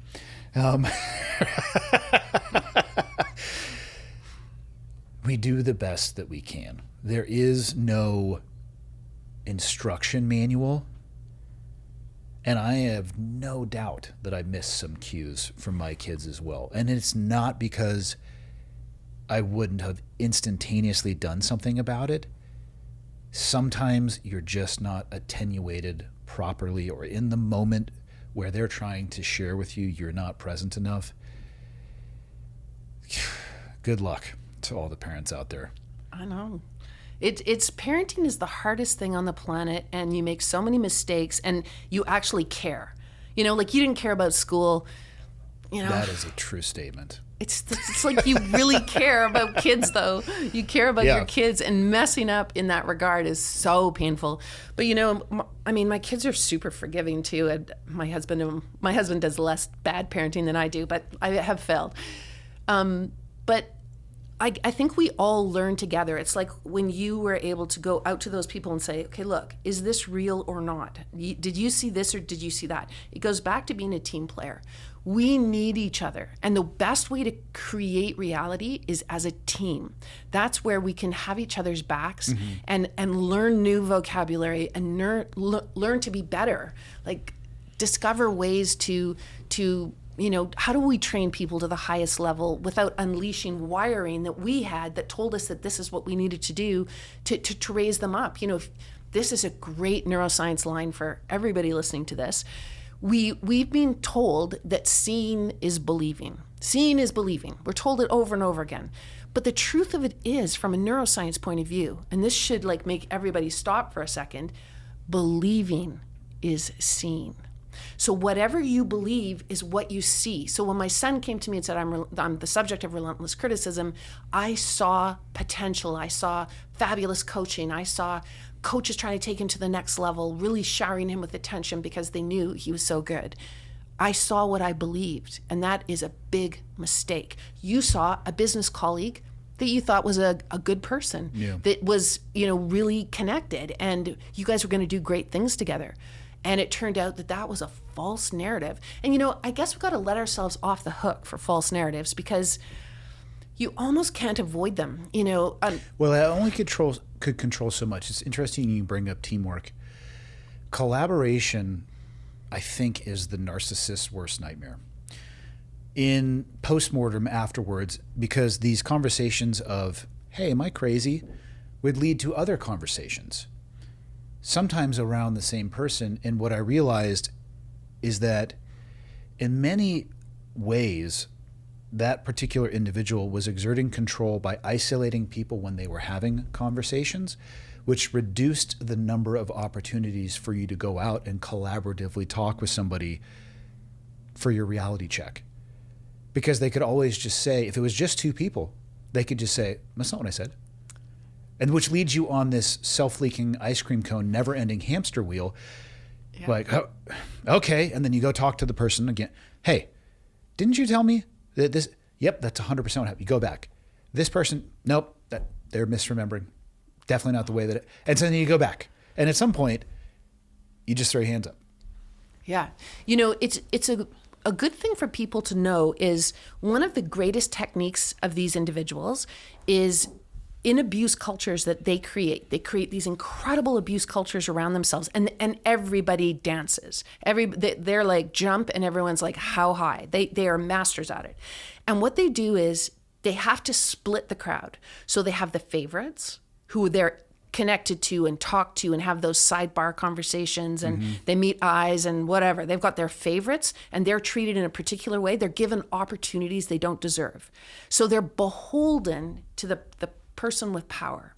So you've got the favorites, and then you've got the targets. So the tiered system. This is how my wife describes it. That's exactly how it is. Yeah. And so the targets are all going, oh, it must be me, because they treat these guys over here like really well. So I think I deserve this maltreatment, and I got to try harder. I'm going to try harder and really give it my best. I'm going to work double time. I'm going to overcome all my weaknesses and vulnerabilities and flaws. I'm going to work out harder, everything.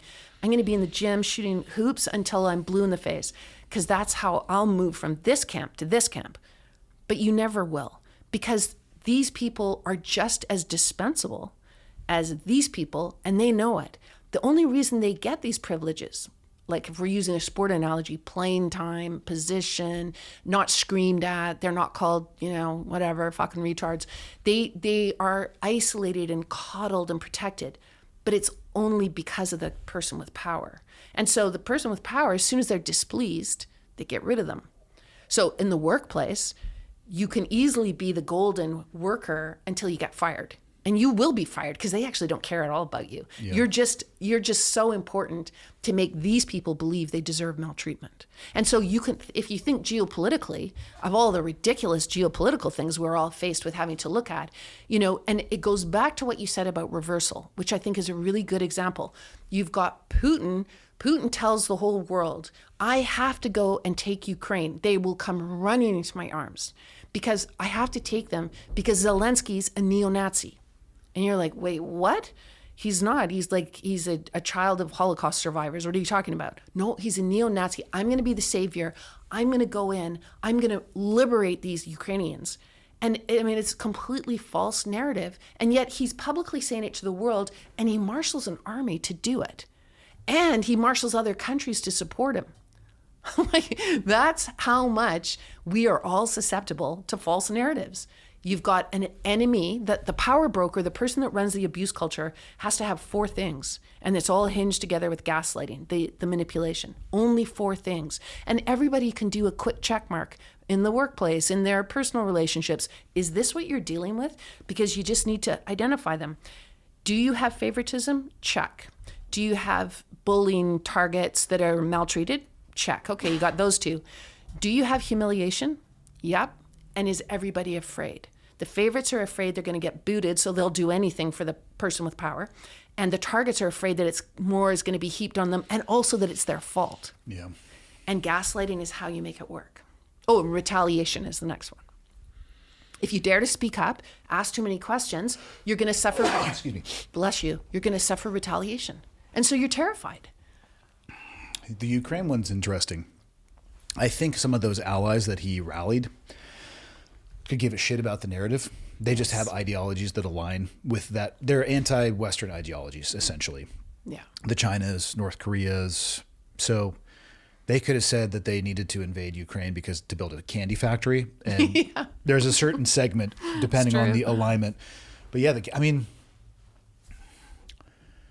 I think you nailed it when you said we are in the gaslighting era. If we define it as somebody who is demonstrably saying something that is untrue for the purpose of manipulation, why don't you just go ahead and turn on any TV channel? Yeah. Yep, I know. It's amazing. It's amazing. I mean, if we live in a world where, and I'll use 2 examples of news. I'll use CNN and Fox. I am aware there's MSNBC and Newsmax and all of those things, but I'm just one that if you're Team Blue, you would understand CNN, Team Red, you would understand Fox News. They can talk about the same subject in a manner, depending on which outlet you go to. And it's, again, I'm just talking about the environment that we are in. I'm not judging either of those networks. But if you have the same subject that is talked about and portrayed in a manner that becomes, it's almost indistinguishable about what they are talking about, then we have a problem. Because I don't think we're in a place where either of them are telling the truth. So it falls into what you were saying, the willingness to put out information with the intent to manipulate. What I will say is this. I bet you there are people on both of those sides that probably recognize that they are changing the narrative to manipulate, but they will tell you with their last breath they're doing it for the right reasons, for good, to save whomever. Yeah.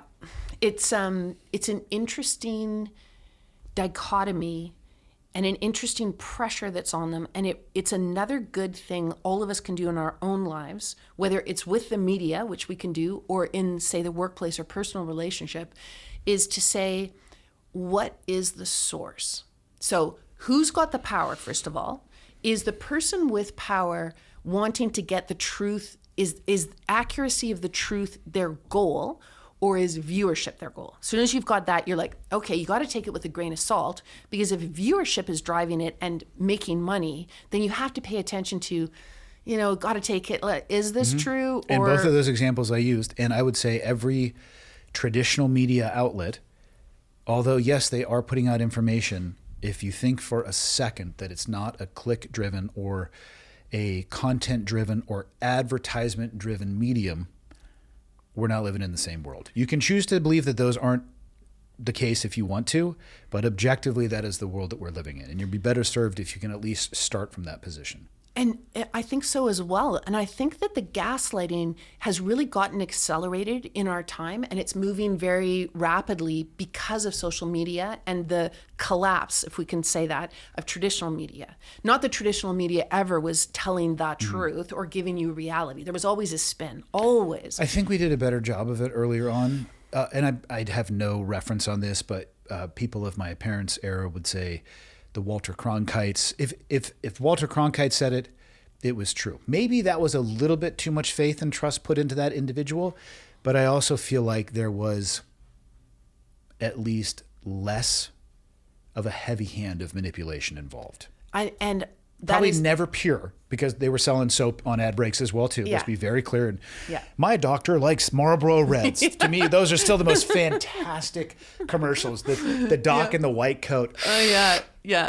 No, I grew up with it. Oh, my God. Your doctor would literally smoke a cigarette while he wrote your prescription. Yeah. Yeah. Well, and the Marlboro Man, of course, that's all anyone wanted to be, was that guy. I mean, if cigarettes was the way to get there, who's not going to do it? Yeah. And that was present even on the cleanest Walter Cronkite. Let's be clear. They were selling ad dollars. Exactly. But I think what's happened now is it's so much and it's so fast. So one of the things each one of us can do from the neuroscience is we can pay attention to source. So they call it either meta information or metacognition. You hear that interchangeably sometimes, but the neuroscientists are like, look, the research shows that if you take the time not to go for the clickbait, if you take the time not to have the emotional reaction or to get the confirmation you want, I want blue confirmation because I'm blue, I want red confirmation because I'm red, because that makes it easier for me to navigate my ridiculously busy day where I've got way too much stress and pressure on me. And that just makes a lot of sense from the brain point of view.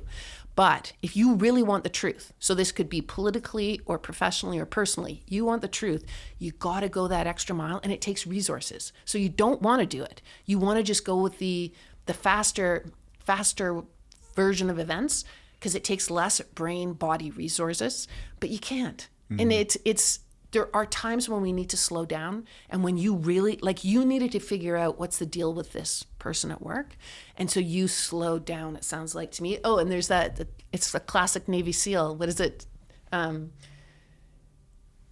Slow is smooth and smooth is fast. So therefore, slow is fast. Exactly, which is it's perfect though, right? So if you go fast from the get-go and you believe what's being said to you, and regardless, if you believe what's being said to you and you have that emotional reaction and then you act on it, it's not good. That is not good. One of the things that the neuroscience shows too that's really interesting is all it takes for us to believe things when we're using the fast brain. When we use our fast brain, we will believe anything. Absolutely anything. And so they use the greatest example of this, of course, always, is World War II and how Hitler and Mussolini and what was his name? Toko Hajoti in Japan. I can't remember his name exactly. But the bottom line is they convinced whole populaces of untruths or falsehoods. Like everybody believed it. And all it takes for the brain to believe something is repetition. Mm-hmm. That's all it takes. The belief systems that they were able to instill, it wasn't overnight though. It wasn't overnight, but it just took repetition. Yeah. Nothing fancier than that. No evidence. So it's like you saying, okay, here are the facts, here's the evidence. That was not supplied. There was no evidence. There was lots of repetition. And the bigger the repetition of the falsehood, the more people believed it. And so what happens in the brain is the brain creates, so imagine in the workplace, you start working and someone will say to you, watch out for so-and-so. I wouldn't like to, you're a young kid. I wouldn't want you to get into any of that stuff. Watch out for so-and-so. And so you're like, okay. And then you start to see so-and-so do some things. The way they talk to people, the way they yell, maybe they punch someone in the face. Maybe they... Jesus, what kind of job are we talking about here? Like the tough job. I was trying to think of like a really tough job. What? Hold on. What tough job are you thinking in your mind? What office setting is this? What in the hell is going on in Canada? Yeah. Now, well, Canada it is out of control. Okay, so you're in your job. Yeah. You're told it's so and so. Hopefully not getting punched in the face. Okay. Let's put it into my world where we had our teachers across the hall from the principal and the vice principal and the school counselor. It was all about hugs and massages. Nobody said anything about that. What? Oh yeah, nobody said anything about that. And it's still used today, that same kind of garbage. It's really unbelievable. But so you learn so-and-so. So what your brain does is it builds a representation of this so-and-so. It builds a simulacra of that's so-and-so. And so when you encounter him or her doing whatever it is that they do, giving massages or punching someone in the face in a particularly rough and tumble workplace, your brain goes, I've seen that before. I normalize it. In the science, they call it habituate. I habituate to that. And we can habituate to Hitler or Mussolini. We can habituate to anything, no matter how heinous, how untrue, how destructive. Man, look at the places where you go and fight. Those people are habituated. This is normal. This is what life is like. And the ideology it could be backed by zero. It's not even backed by religious texts. It's made up by the power brokers that do it. Or they manipulate the Right? religious texts to their own end state. Yeah, which is apparently not hard to do. We've seen ever since the arrival of the religious texts in whatever way, shape, only or since form. the inception of religious texts has that been happening for people's personal gain. Yeah. In the modern era where information is just shotgunned out at a velocity that it's impossible to consume, how do you find the source? Yeah, it's the $1 million question. Because people ask me all the time, well, where do I go for the truth? I don't have great answers. no. The best answer that I can give is one that requires time if they have it. And it is, I can't necessarily point you at the fountain of youth coming out of my coffee cup. The best thing I can say is you need to aggregate out your research, and you're probably going to have to find an average of sources. And the answer is going to be somewhere in there. You can't just have a torch that is your guiding light that you're only going to in one place. But that sucks. Most people don't have time to do that, or a willingness, or quite frankly, an interest. Yeah. It's Chris Hedges, I think, put it the best way. The title of his book was The Empire of Illusion and the Decline of Literacy. And that's what I hear you describing. I think when people, and of course this is going to sound like it's so old-fashioned, and it is my world, and it's how I process information. I process information through books. So I read articles, I read books, and I try to learn from that. And I read multiple books on a single subject to try and get, as you say, these different angles, because no one different can point ever. of view. Give it to me from 3 degrees from the outside of that lens. It gives you at least the opportunity with one ray of light, you see only what's illuminated in that light. If you can bump off 3 degrees, where's the overlap? Where's the shadow? If you can bump off even more, it starts to illuminate even more. You are from a world of academia, though, where that's your jam. Yeah. Most people, to include myself often, are from a world of seeing something in a passing scroll with your thumb, Yeah. which is largely, often, not always, negative based. Yeah. And, not that you should be doing this, but I think a lot of people are checking the news when they're driving their car. It's a real tough place to go find the source. Yeah, no, it's true. I think we're going to all have a different relationship with media as time unfolds. Like, I read a Substack about gaslighting, so I try to choose stories from all the different news sources, but I find myself defaulting a bit to The Guardian, only because it's not owned by someone who makes money from it. It's based on people donating or giving money to keep it up and running. So I sometimes think that might be the best, but people Depends will tell on where me. the vast majority of donations comes from. I know, and people will say, no, it's not. But my Montgomery. Well, first off, find me one that's pure. Yeah. Good luck with that. Yeah. So again, that kind of goes back to the argument for aggregation of sources. to find an average, which is going to require critical thinking on your part, Yeah. and understanding that, yes, people will manipulate information to an end state. Sometimes you agree with that end state and motivation, so you want to accept it. But sometimes you can't. Yeah. It's tough. Both my guys listen to podcasts all the time. Like they listen to podcasts, they watch podcasts, they listen to a lot of music as well. And, I think What kind of the music? arts. Slayer? Oh, Metallica? What are we talking? we're talking, I don't remember. Death metal? No. Are they in there shredding? No. Unbelievable. Missed opportunity. I No For Whom the Bell Tolls by Metallica. Enter Sandman. What? Come on.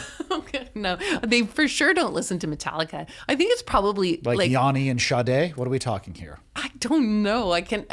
Because I'm put on the spot, it's caused extreme anxiety. You know how you can't remember anything when someone asks you a question? Like if you asked me what I read yesterday, I'd be like, I have no idea. I can't remember. But yeah, they both listen to lots of music. I think art, music, nature, conversations, podcasts, media in its own place,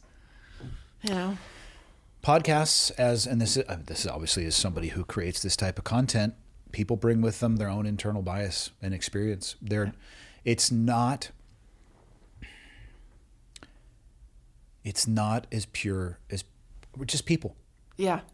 I have biases that I am aware of. I probably have biases that I'm not aware of. Yeah. I try to do the utmost and best of my ability to explain to people when I'm talking about a personal experience I had, the limit of my knowledge, which is substantially limited, things that I've heard, things that I have seen, but I'm not perfect in that by any stretch. It's fascinating to me too. A lot of people think because of my military background that I lean hard to the right. My politics are pretty purple. Today's episode is brought to you by Firecracker Farm. I couldn't be happier to be partnered with this brand. I do love the salt. I've talked about this quite a bit, but honestly, what I really like about this brand is Alex, and specifically what Alex is doing with his family. This is a small family business. If you're looking for, I was going to say an organization or a company. I mean, it is, in fact, both of those things. But what this really is a family that is out there doing this together. And I absolutely love that. Their website is firecracker.farm. I'm looking at it right now. If you visually consume your podcast, you are looking at their website with me. The Spicy Symphony, the Three Kings hot salt, you can start right there. It's a combination of ghost pepper, reaper pepper, and scorpion pepper.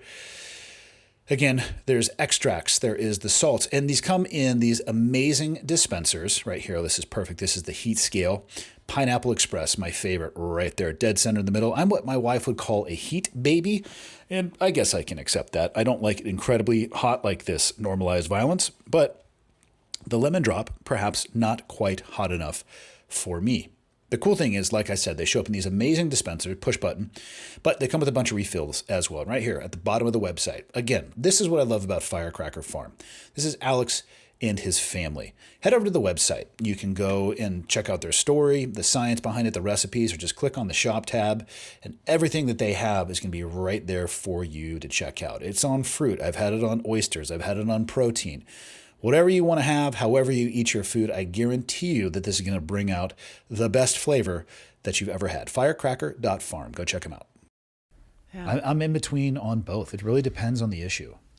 I think that is a goal that all of us right now in this particular moment should strive for. It's there's a French philosopher named Jacques Derrida, and he talks about how our brains are kind of really geared for binary opposites, but that's not where you find the truth. You're never going to find it there. You're always going to find it in, a colleague of mine calls it the messy middle. Mm-hmm. And the purple messy middle, where everybody has a point of view, everyone has an emotion fueling what they're saying, everyone's afraid on one level, and that distorts all of us. People are in a stress state. They might be in fight mode or flight mode.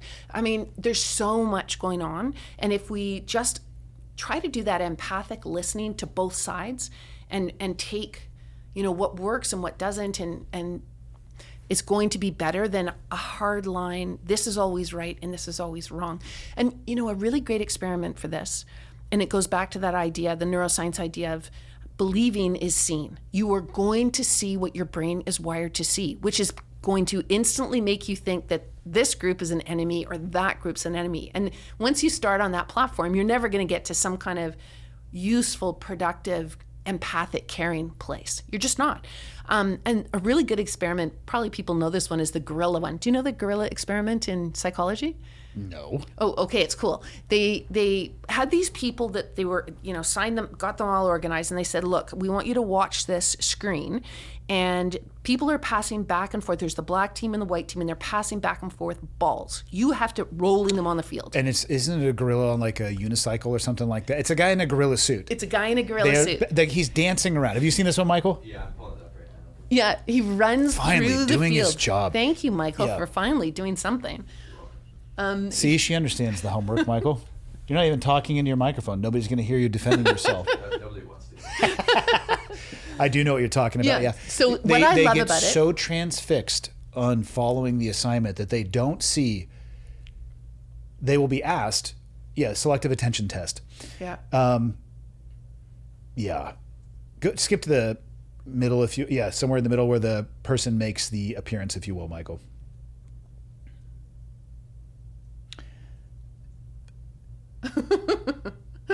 What people, the vast majority of people, so they are asked about, it's how many times the ball is passed, correct? Yeah. They're counting it. yep. For the people who are audio only, go back a little bit, Michael. So just hit pause. There are, of course, you're hiding. There you go. Hit pause. There are 3 people in white T-shirts, 3 people in black T-shirts. They're in it looks like there are an elevator bank where there are 3 elevators, just to give some people some relative scale. They are inside of the boundaries of the space of 3 elevators that are side by side by side. They're passing basketballs back and forth. And at the end of this, the first time they show it, you are explicitly told, go to the very first slide now, Michael, the very beginning. I just want to see the instructions to make sure I'm not, okay, go for it. Count how many times the players wearing white pass the basketball. So you are transfixed. You're transfixed. You're watching it. And then at the end, what they say is, go to the end, Michael, just again, so I can demonstrably. Okay, so go back. How many passes? They oftentimes are able to tell you that. This is where they get people. It says, did you see the gorilla? And people will argue until they're blue in the face that they don't know what you're talking about. There was no gorilla. And then you have it played again, and you say, don't worry about the number of passes. Just watch the video. And a gorilla comes out, and it blows people's minds. Well, and what's so, for me, and this is not what the psychologists say, but it's what I say. When I see that, I think about Stanley Milgram's experiment at Yale, where it became his book, The Perils of Obedience. And it's the instructions that get me. If the instructions were, do your own thing, we're going to show you a video. Mm-hmm. Imagine you're... Watch the video, and in the end, we're going to ask you what you think. Yeah, we'll ask you, what was your experience of that? You would catch the gorilla every time. You wouldn't miss the gorilla, but because the command, and this is going back to, we've been talking about command and control, how certain people, the command and control to them, leaders, is the most important thing. That's all they care about, and they work to consolidate power. And oftentimes they've got issues around why that is. But if you don't give a command, you get a very different outcome. You get people having to think about their own agency, their own observation, their own self-trust, their own self-belief. You get diverse perspectives. Some people will notice all the people in the black T-shirts, and they'll be like, I saw these 2 guys in black T-shirts. They weren't very good at passing. Someone else will be like, did you see that all the girls were wearing white? That made me think about, how come the girls are in white? Everyone will have this diverse point of view. And but when we get commanded to do things, we do as we're told. And it's all of us. Like they were randomly bringing people off the street saying, they use prestige. So they're like, oh, this is a Yale experiment. Would you like to participate? We'll give you $20. Everybody was like, well, yes, sir. And these were just regular people. I call them the average Joes off the street. The average Joes get into they have a booth, and they're sitting outside the booth. There's a glass wall, and there's a person hooked up to electrodes. And the instructions are from this guy in a white lab coat. Now, he's just a random guy.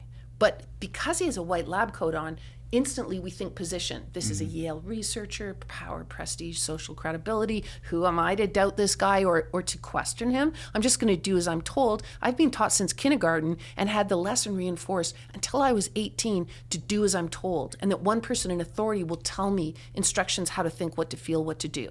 That's the teacher. So this guy takes a teacher lab point of view, and he basically, most people know this experiment, but he says if the person gets it wrong, you have to give them a little electrical shock. And they've got a dial in front of them that shows if you go to this part on the dial, you could hurt the person. If you go all the way on the dial, you could kill the person.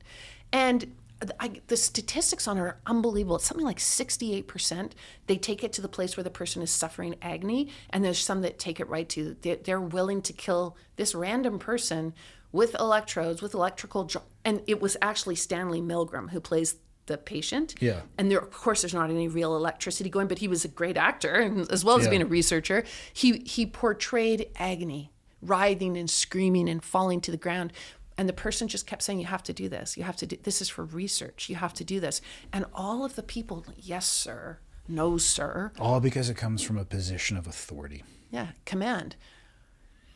And so, it's not good for kids, that's for sure. Yeah. We wonder why there's so much child abuse. Well, maybe it's because we set kids up, hand them over to abusive individuals who are they're not a majority by any stretch of the imagination. But all it takes is one or two, or in my case, three, in my son's case, two, and they normalize it because they don't call each other out on the destructive behavior. And you're like, if one teacher was hurting me, but the other teacher's not saying something, then obviously it's okay. I've got the problem. And any little thing that someone does to habituate, our brains fall for it every time. It's a tough one too. You were saying, at kindergarten, these long conversations that we could have with kids, I don't know if they have the processing ability to understand it at kindergarten. No, they don't. You'd have to start small. Start small and build up. That's the thing, is this isn't a one-time PowerPoint slide that you put up and say, hey, watch out for predators, we're good here. No, this is reinforced over time and changing as their understanding and their vocabulary and vernacular increases. Because if you don't, you are setting them up. They may not understand what you're trying to warn them against, but I tell you what, they're susceptible to grooming and exposure to those behaviors at that age, even though they probably wouldn't be able to articulate it. Well, as you said in Drownproof, which really startled me because I'd never thought of it that way, you said, when you give your kid a phone, you're giving the world access to your kid. It's almost never phrased in that way. It's, I need to give my kid access to the world, which is true. Mm-hmm. I don't know about your kids. My kids came to me, and it was all through the lens of my entire social circle is on this. How am I supposed to? And of course, as a parent, you don't want to alienate your child. And do what you want to when your kids say this. I'm just saying that this is probably a very common thing in the digital world that we live in. My kids came and they said, well, I want to go hang out with so-and-so. And it got to a point where, well, I want to be able to communicate with so-and-so. And this is how my friends are all doing this. I'm the only friend or person in my social circle that doesn't have this. This is just how we communicate. It's okay. Because you don't want your child to be an outlier. So you think that you are giving them access to the world. But what you're really doing, even though you are giving them access to the world, you are giving the entire world access to them as well. And if that doesn't scare the crap out of you, yeah, it is. I have just had too many conversations now with people who specialize in anti-human trafficking and the digital nature and the way that predators will find a way. They will find a way to get to their victims. Full stop. That is just what it comes down to. I know. It's really disturbing. And again, going back to, we talked a while back about the lack of regulation. It's like, why does the internet have no rules? I'm sorry. They're allowed to do the most unbelievable things that nobody else ever is allowed to do. Mm-hmm. It's like, because they're the tech bros, they're allowed to do whatever they want with very little lawmaker control on them. I mean, as soon as you found out that serious depression spiked 83% with Facebook should have been shut down massively. Didn't they just get hit with a multi-$100 million judgment, yeah, which I'm sure will be appealed, and who knows, that'll probably be adjudicated until the people who need the money or were suffering from that and the money was going to be awarded to far, far later in their life or until they can find a way to just grind it into dust. Yeah. But I mean, that's 40 years later after the fact that they got that information. It's like, you know, and it goes back to punching someone at work. What I wanted to say when we were... I'm still waiting to hear the job in your mind, the work setting that you are... Okay, let me explain why I said that. Because really, we think that... If these teachers that I had in high school had punched me in the face, it would have been a lot better than what they did to me. Because what they did was they absolutely hijacked my brain. Yeah. They wrecked my brain on a whole bunch of different levels. And the constant refrain to me as a kid was how stupid I was. It was a constant mockery about my stupidity. And, you know, it's still hard for me to shake that. Doesn't matter what I do. So if I go into an interview situation, I'm riddled with anxiety. About what? I have it about that I'm stupid. I mean, I would never say those words to myself because I also know that doesn't make sense. My track record shows, and this is actually another great gaslighting thing that happens. As soon as you are the person who reports abuse culture, your track record disappears. You know, it's like it didn't exist. You are suddenly the problem. So you saying to your colleague, it's a smaller version, but same thing. You basically identified abuse culture. You identified that they were abusing you and you called them on it. And all of a sudden, you just didn't exist. Your track record, who you are, what you offer, what you bring to the table, none of it mattered. It was all gone. That happens to people in the workplace all the time. If you're the whistleblower figure who goes to Boeing and says, you know what? The safety measures aren't safe. The engineers are having to work too fast, too long, too hard without the right resources. I'm concerned about that plane. Bang, you're out on the street. And then you kill yourself by shooting yourself in the back of the head. And the plane goes down. Yeah. And it's not like any heads really rolled for that, right? It's like, I don't know, there's something, I think our laws need to catch up better and be more informed by the brain science. So my point being, punching someone in the face, that's a 6 week recovery. Doing what was done psychologically is a really hard recovery. And we're not told we have a brain injury. We're not told that on a brain scan it can be seen that our brain actually has physical damage to it from the way we were maltreated. No one touched our body. But our laws still treat our laws are still geared to be the more active and physical, the more serious. And that's not the world we live in anymore. So our laws don't work for the gaslit era. Yeah, I feel like if Elon Musk and the team of people he has working for him can catch rockets that have gone into space, I feel like that we can at least do far better with what is happening on the internet. Now, having said that, I am not an expert into the safety protocols that do exist. But again, I'll use one that I had recently, a company called Roblox, that from an outside, non-legal expert, non-tech expert perspective, listening to the company in their own words, in press releases and in videos, is pretty damn aware that there is a problem. Are they acting as if they're doing something? Hard to say. But at what point does the money that you're making on that platform stop you from turning it off until you can put the proper protocols in place to protect people, then turn it back on? If we can catch rockets that have been into space and reuse them, I think we can solve the internet stuff. I think we could solve a ton of things, but that's not where, I mean, it's really interesting. I see it as a left brain, right brain crisis, basically. So the left brain is, and this is all the work of psychiatrist Ian McGilchrist, brilliant guy. And he has an enormous book that documents the brain science on this, as well as he draws on poetry and philosophy and art, but it's the brain science I'm talking about right now. He says that our brains, and most people don't know this, I certainly didn't until I did a deep dive into his work, our brains are divided. So we have the left side of the brain, we have the right side of the brain, and they're different. And the great goal in life, and if we could teach our kids this, it would be great. The great goal in life for all of us is to have the two hemispheres talking to each other and caring about each other. But what's happened is, McGilchrist argues, we've shifted left. And the left side of the brain is the opportunist. I thought about this a lot when I was reading your book, because you talk a lot about zeroing in on something and then pulling back. So when you're skydiving, you're in the right side of the brain. It's the most glorious. I'm not even paying attention anymore, to be honest. That's right, because you're in the right side of the brain. It's where you feel connected to something universal, something bigger than life itself. Your ego is gone. Everything is gone. You are just in this glorious experience, and that is the right side of the brain. You've never been skydiving, have you? Never, and I never will. I wish it was as poetic as you just described. I would never. I couldn't be paid to do that. It I'm sounds a chicken. like a hairdryer, Chicken. and things start off small and they get bigger. That's about what it is. Well. I mean, you almost get convinced reading this. I also read James Hatch's book, which also makes you think you really should skydive one time. But I'm like, no, I'm like pathetically scared.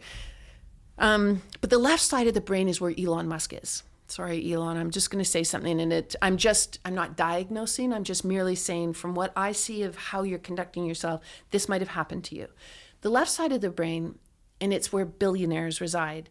It's the opportunist. I call it the opportunist. The right side of the brain is the altruist. Mm-hmm. You're not going to survive if you're on one side or the other. You can't be the altruist all the time because you're going to miss opportunity. Then you can't survive. You can't put food on the table. You can't keep yourself safe. I mean, come on.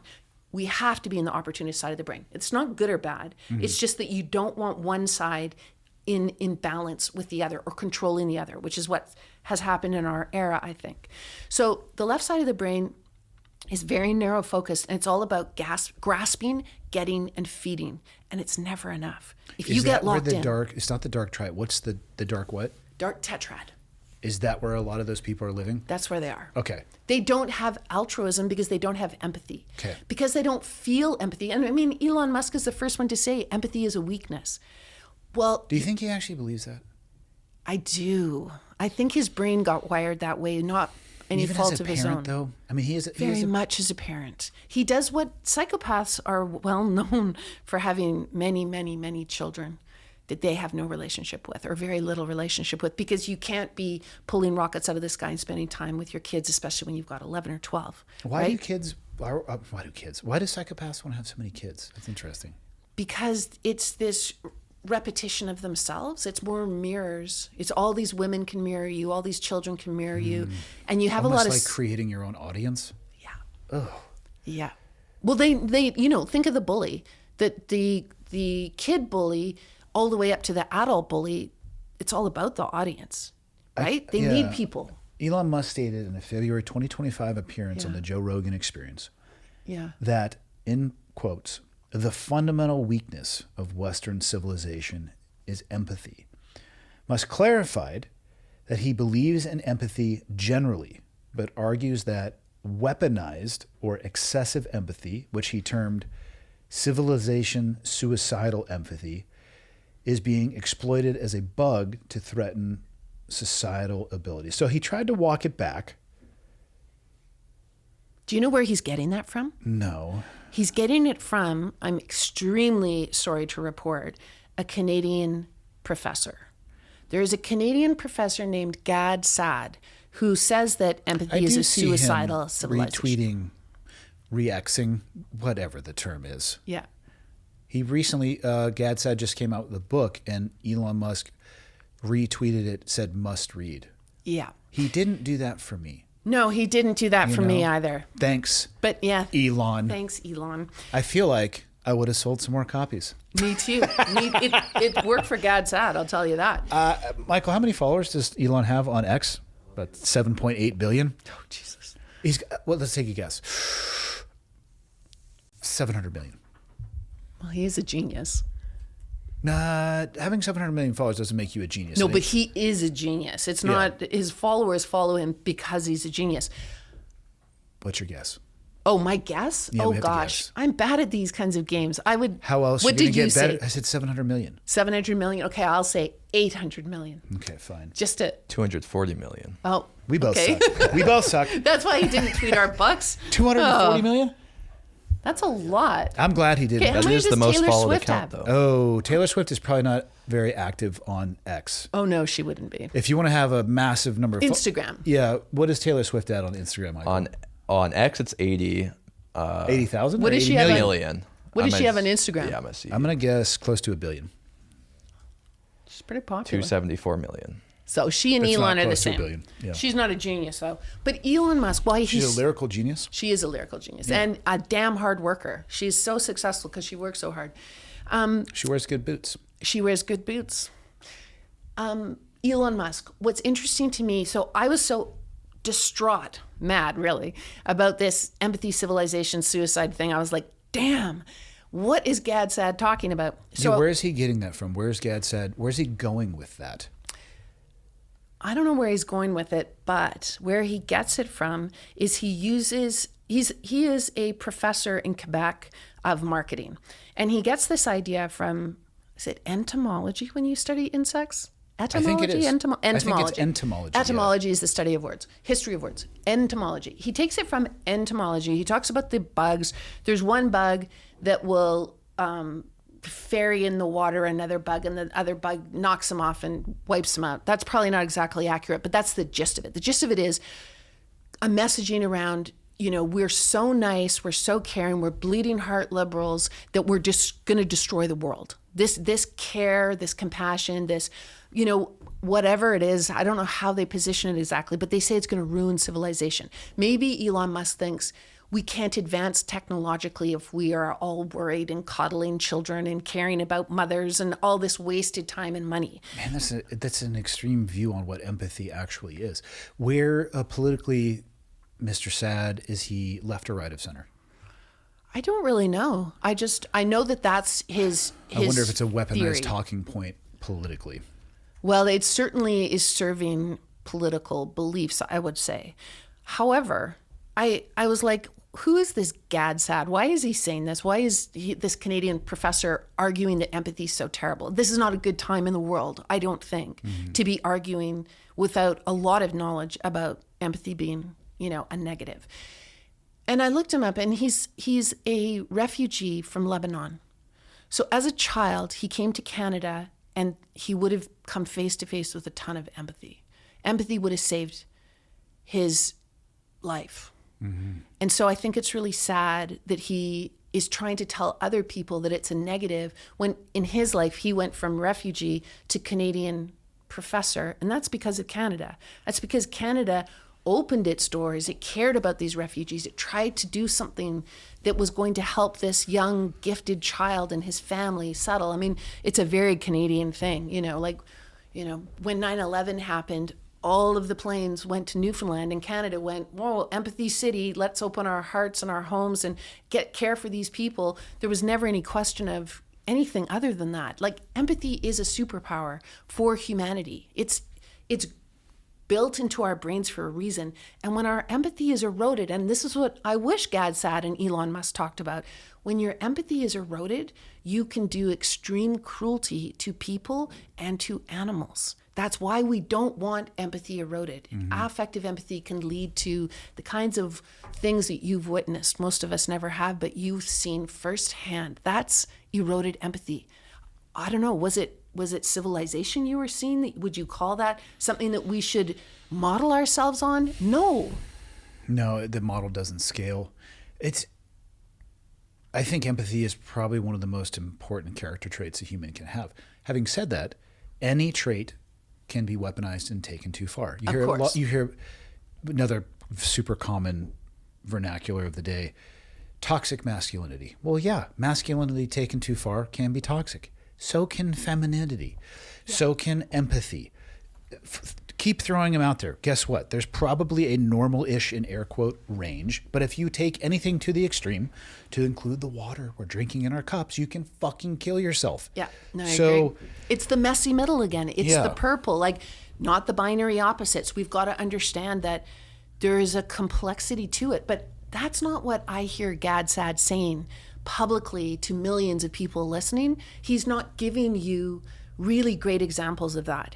And also, why is he using the analogy of these insects to say, we're all going to drown if we have too much empathy or empathy, when he could just be using the brain science. He says it's a noble emotion. And I'm like, no, it's not. It's not an emotion at all. Empathy is not an emotion. It's a brain structure. It's a circuit in the brain. Talk accurately about it if you want to talk about it, is my thing, especially if you're a professor and you're standing there with your robes on, your academic, position. It's like, come on, do your research. Don't talk like that.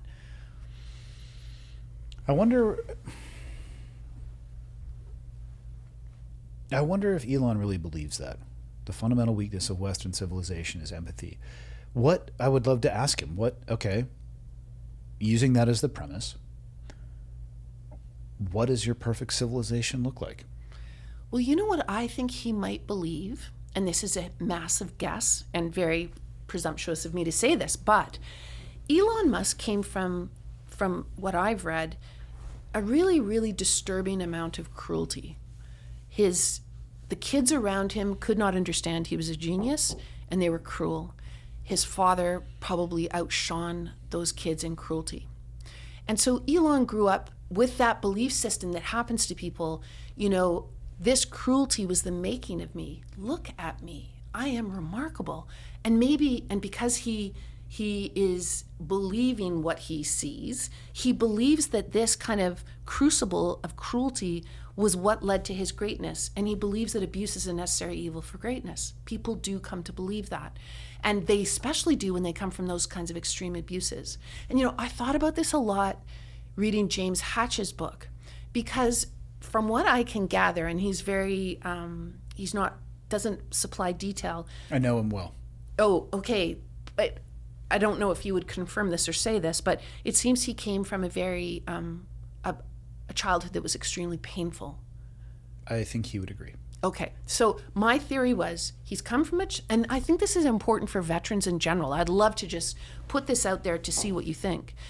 Reading his book, I got this sense of, okay, so his childhood was really painful. He went into the military and was a superstar, and he loved it. It's where he found family. It's where he found love. And he was looking for that, and he found that in the military. I'll add one thing to that. He found a place where he could step in between what he perceived to be abuse, or the abuser and the abusee, I guess it would be, the victim. And I've had some real interesting conversations with large cohorts of my friends post-military that we didn't talk about while we were in. There are many, and I've said this on the show many times, and I'm going to keep saying it because I think it's important. There's so much focus on the trauma that you might be exposed to while you were in service. There's less focus on what you brought into it with you. That's exactly what, okay, so. But think about that. If you were bullied. Yep. And you, through whatever mental geometry, arrived at a place where you thought that particular line of work where you got to go out and literally end those that were bullying other people, you're going to want that job. You're going to do anything you can to get that job. It doesn't surprise me that I'm not going to say the vast majority, but a surprising, totally anecdotal, I have no data to support this is just me conversations with people that I know, have the story of not the best upbringing. But that also, I won the genetic lottery with my parents. They were fantastic. That doesn't apply to me, but it applies to a lot of the people that I worked with, and I had no idea. So here's what I think. They come from extreme trauma in their childhood. They go into the military and they find a remarkable experience of camaraderie and love and care and family. And as you say... And extreme trauma. And extreme trauma. Yeah, okay, that. I don't want to... I'm not... We're going to put a little bit more of that in your backpack. And he also said... what does he call it? The offenders of decency? Is that who he likes Probably, to? Yeah, he likes to take out the offenders of decency, which I relate to. Yeah. But not, I'm not like you guys, but with that professional ability not or with anything. that attitude. No, exactly. Yeah. But he, so he gets injured. So the injury stops multiple times, by the way. Multiple times. Well, he didn't talk about he talked a little bit about the concussions, but he has the catastrophic, like you did, a catastrophic injury. He can no longer be part of that family, have that love, take out the bad guys, all of the thing, and not to minimize the trauma. But he's not prepared for, and many veterans, of course, aren't prepared for, the extreme trauma of coming out of that world back. And so I wonder, is it just that civilians are complacent and kind of pathetic? I can well imagine what that would superficial and daft and cruel for no reason and just like unbearable on many, many levels. I get that. But is it also that what really is happening is your brain is like, wait a second, you kind of promised me, like you created this, you made this place for me, and now you're telling me it's gone and we got to go back to that world where the trauma exists, where cruelty dominates. I mean, someone like Elon Musk doesn't ever want to go back there. So he's created this world around himself, and rightly so, because he worked hard for it. Plus he's just a remarkably gifted individual. But he believes that it created him. And that's where I think the flaw is. So his empathy is broken up, whereas James Hatch's empathy is intact. And his journey when he comes back is to take the empathy and the love and the camaraderie and build it into his civilian life. And I feel like if veterans were taught that that model actually can move into the civilian world, even though they didn't experience it as a child. No one's ever helped them understand. You escape that world. It's like you escape prison. You get locked up and you do remarkable things to escape prison, and then you have to go back into it. But you don't know that that's actually the injury that you're navigating. I don't have a good answer for whether or not, obviously everybody's on their own journey. I'm sure you could put them into cohorts of people that would have a very similar experience to that, a divergent experience to that. I think it's a little bit deeper than the subconscious as well, because there's ties to lost purpose, lost meaning, tugging at your ego, relevancy, the acceptance that, you're probably not physically able to, there's compounding issues and factors with that. And quite frankly, and I can only speak about the time that I was in, and they were making strides, I believe, in the correct direction of integrating family, but counseling at a much deeper level. If you bring a lot in and you stuff even more into your backpack, in addition to the things that you talked about, maybe this subconscious worry of, I don't want to go back to that, you still have this 1,000-pound weight that you're carrying around that you have to deal with, or it will rear its head up and deal with you. I saw a huge shift towards mental health and the focus on that, and just the understanding of the burden, the mental and physiological and psychological burden of that job, and addressing that earlier as opposed to later. The military is not a fast-moving machine by any stretch of the imagination, but I did see trends that was going in the right direction. So I would say, I can't answer for anybody but myself, I think for some people that would be true. And I think for other people, they could come from an amazing background with almost no trauma, but be exposed to things that could break them inside as well. Some beyond a degree with which they have the tools to fix, even with professional help. So I don't think there's actually absolutes when it comes to that, but it's certainly interesting to think about. Well, one of the things that struck me was he was so hard on himself when he compared to other people. So his, only my leg. But when he was dealing with other veterans or with Gabby Giffords, who had suffered this other kind of injury that was, that lost their legs, or and the kind of pain that they dealt with, or had their faces extremely damaged. And he was sort of like, why am I suffering so much when I haven't had as big an injury as these individuals? And I kept wanting to ask the question. My guess would be Gabby Giffords grew up in a home where she was not told that she was a liability. So he's carrying the liability thing, and he's like, if I'm not being an asset at war, then I must be a liability. And it's back to this binary opposition piece. And that word really got me because, so with my son's situation, Montgomery, there were girls that were also they reported being abused by the female coach, who's a teacher and was also the athletic director. And she would tell this one girl who was probably arguably the best player on the team, she kept telling her that she was a liability. And so when I heard that, I was like, God, these adults who tell kids their liabilities. That's another kind of a psychological burden that you carry that you don't know is really an injury in your brain. So that is a very common phrase in the teams. You're either an asset or a liability. And the training and the occupation truly does teach you to care about the people to the left and right of you to an equal level, if not sometimes more than yourself. That is very hard to put down when you leave that community. And also, just because you come from that world, these are exceptionally normal people that are asked to do abnormal things. I think one of the most dangerous traps people can get into is this competitive suffering realm, which is what he is kind of describing. And, you know, why am I feeling this way? This person's injured way more than myself. How much are each on your own individual journey? And the physical injury in and of itself, sure, I guess you could rate it on a medical chart that he has more entries here or it involved more limbs, but that is only that one instant and moment in time. What about the remainder of his life or her life leading up to that point? Competitive suffering leads to nothing good at all. Yeah. I've participated in this game. It doesn't get you anywhere you need to be. It's a loss for all parties involved. Yeah. And it's the comparison piece all the way back to social media that we talked about at the beginning. That comparison piece is not good for kids either. That idea, or adults, obviously. But yeah, the hierarchy, I had never heard that expression, the hierarchy of suffering. But I did a presentation in Europe at one point, and a woman came up to me and said, my whole family was built on that. They were Holocaust survivors. And so nothing bad that happened to me was ever, you know, the That camps. bad. Yeah. Not like it seemed ridiculous, anything that, so I never learned to have any kind of relationship with my own emotional self or my own trauma or anything because it was never good enough. It was never the top level, you know? And I can see that completely from both sides. I can see the parent being like, you know, you're worried about, you know, your boyfriend rejecting you. I'll tell you what to worry about. You know, like I can see that. And then Both I can things also. are real though is the problem. Yeah. They And are. if your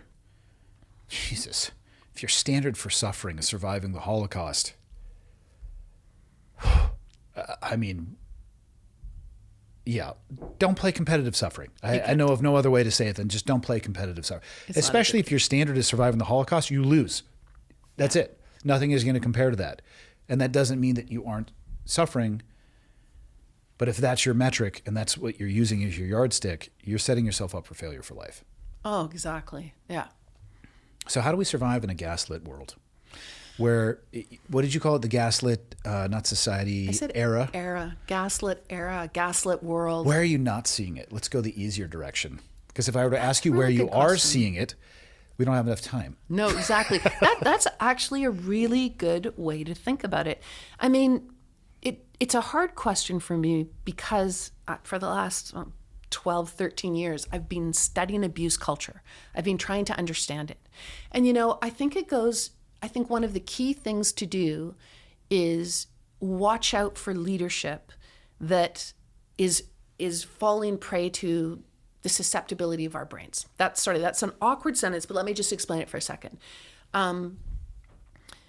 It's actually something that you speak about in your book really well, I think, because when you have an abuse culture, you end up with institutional complicity all too often. And that was the thing I couldn't figure out. Like, I understand the abuser. That makes sense to me. I understand the victim. That makes sense to me. I understand bystanders. Yep, that's very reasonable. What I cannot understand is why the leader wants to protect and harbor the abusive liar at the heart of the organization and boot to the side the whistleblower, the truth teller, the integrity person, the one who's worried about the organization. That person gets punished all the time. I was like, that didn't make sense to me. And when you study the brain, read the neuroscience, it makes perfect sense. So all of us are susceptible to this, but especially the leader. We have what's called the remembering self and the experiencing self. This is Daniel Kahneman's, he's a neuroeconomist. It's his research. So the experiencing self is in the middle of the abuse culture. It's like the bad shit's going on, you know, Boeing, it's not safe, or they're cutting the corners here, or so-and-so maltreats so-and-so. Like, you're seeing it, you're experiencing it, you know it's wrong, and you got to do something. That's experiencing self. And the most aversive thing that you've been through, your brain is really good at avoiding that ever again. It doesn't want that. So it likes to focus on the positives. Any woman who's gone through labor knows the story of this. You go through labor and it almost destroys you. And then you're like, I'm going to have another child. I'm going to do that again. It's like, really? It's amazing that decision is ever made, to be honest. It's all because of the brain. So what happens to leaders is they get laser focused on their remembering self, and you kind of can't blame them, but you call it out in the book, and I'll go to the page because I think it's really important. The remembering self is laser focused on you, and it really doesn't care about the organization. You will say you care about the organization, and you have to do what you have to do. You have to get rid of the whistleblower. You have to tell the shareholders this or that. You have to pay the CEO $200 million, and you have to do all these things to protect the organization, but it's really to protect yourself. And it's the remembering self, which is very vocal, is talking to you. And it says to you, look, all that really matters here is your story of integrity. All that matters is you are the hero of you're the decent hero of your own personal narrative. And all I want you to focus on is the future. Now, if you let this whistleblower keep talking like this and telling the truth, you're going to blow this whole spectacle up. Everyone's going to know that you made a mistake. You failed. Abuse happened on your watch. Safety measures happened on you. Environmental degradation happened on you. Do you really want that? And the remembering self is just like, really? Because it's your choice. Well, far too many leaders go, no, I don't want that. I will do everything in my power. I will lie if I have to. I will cast the whistleblower under the bus and everybody else in order to protect my own personal narrative where I'm the decent hero. And you say the opposite. You say the only true leader is the person that has the capacity to look their own failure in the eye. You have to. You have to. But lots of leaders don't do that. And they are the institutional complicity people. So you just answered your own question. Well, there's a difference between being a leader and being in a leadership role. So where do we find that there isn't gaslighting? Where we find true leaders. And it's painful. It's no fun to take accountability. Like, oh no, it sucks. It sucks. It's so painful. And my heart goes out to people that do it because it's so painful. But it really is the true leader. And there's lots of examples. You would have had true leaders. You talk about horrendous leaders and how it's the team that carries them and makes them look good. And they pat themselves on the back and they say, nobody would ever know from the outside. It's Exactly. one of the biggest myths of military leadership. Yep. You could line up a command of 500 people and you bring in outsiders and they would just say, this is an amazing group of people. Look at their accomplishments. And internally, the divisiveness and the differences, and where everybody knows who the strong leaders are and the weak ones, but there's always mission success. So they assume that they're all the same, but it's the exact opposite. It happens in athletics too. They will be like, there's no way so-and-so could be abusive because the team did so brilliantly. And it's like, that's because the athletes, as you phrase it, the team did it despite the abuse. Same thing with athletic teams. The team did it despite the abuse that was happening to them. Yeah, in spite of, not because of. Yeah. What are you going to write about next? So my next book, I'm... Because we're almost out of the gaslit era. It's getting way better. Think so? You think so? No. Oh. You gave me a little bit of hope for a second there. I'm not seeing it at all in politics it's or mainstream media. No, it's just fully going away. Did you hear Prime Minister Mark Carney's speech at Davos? No. I think you would like that. He talks about truth-telling. He talks about leadership. He talks about being pragmatic and principled, and that they aren't two opposites. They go together. And yeah, it's tough, but it's the only way forward. It's really a stunning speech. And you can tell he wrote it himself. It's not a spin doctor speech. It's really Mark Carney telling you, and he's as flawed as anyone else. He's not perfect. I'm not trying to put him up on a hero pedestal, but he's pretty damn close to being a hero. I think that you'd really like his speech. I think politicians should have to write their own speeches. I do too. I think it would be amazing. I do too. It would be a lot more interesting than what I think you would see a better indication of who they are, as opposed to a team of people who are probably out there researching talking points for audience reaction, rounding edges. Yeah. having said that, it'd probably be very difficult if you were the president to write your own speeches, because I know it would take time. I'm just saying, I'd love to see it. Yep. It's like leadership became reality TV. And, that began with Reagan. Reagan was such a good TV star. He was so good on TV as a speaker, as a politician. Yeah. Everybody voted for what this great actor was doing. And we are caught in that world between not being too sure about what's real and what's not. But I have 2 books. You tell me what you would rather read, what you think is the better book. Okay. So one book is what would be fun, and I call it The Brain at Home. And it would be about how we could design the spaces that we live in to be more attuned to and caring for our diverse brains. There's no one size fits all. It's what you're saying about our journey and path. Mm-hmm. All of us, every single one of us, which I think is kind of miraculous, we have a unique brain. Our brain is so unique that when a neurosurgeon is going to operate on your brain, they have to spend 11, 12, 13 hours mapping your brain, because it's not like any other brain they've ever seen. So we're born with a unique brain, and then it gets wired in all kinds of different ways. So it gets a double whammy of uniqueness. So there is no one size fits all. So I wouldn't write the book saying, oh, you have to design your house like this. But I would write the book going, okay, you need to do all these different exercises to get to know your brain really well. It's a good way to teach people brain science. And everyone's obsessed with house and space and architecture and interior design. Lots of people care about also it. Biohacking in the modern era, you're talking about this isn't an aura ring that you could slide on your finger and get feedback, but you're definitely going to be preaching to an audience that is interested in understanding the metrics of their body. Yes. And metrics of their body in relationship to their brain. I don't know why nobody's paying attention to the brain. Here, I'm going to give your whole audience a fabulous business idea that I have failed to get off the ground for myself, but you're very connected to the fitness world. I think what we really need to be doing is getting people to pay attention to the fact that, and I think lots of people do, but just make it more mainstream. Half of the houses in the US, half the houses in Canada, the people have a wearable. Mm-hmm. So you have your wearable device. Everybody will talk to you about their 10,000 steps, and they, their sleep patterns were this, and their blood pressure, maybe if someone's got an advanced one, is that. What I want them to do, I met with a bunch of cardiologists in Canada and pitched them on this idea, and they haven't called me back. But still, I think it's a great idea. We could get way better at understanding our environments. So not our own deliberate practice, but our environment, because our health is relational. Mm-hmm. Our relationships with each other are going to impact our health as much as our steps, our nutrition, all of those things that we put so much time and energy and focus on.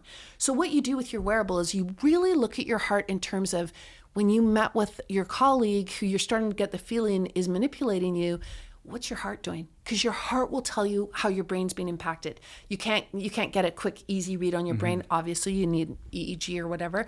But what's happening with your heart will tell you what's going on in your brain. You mean from a heart rate perspective? Yes. By the last meeting, it was very calm and slow. But what was it like beforehand? Did you look?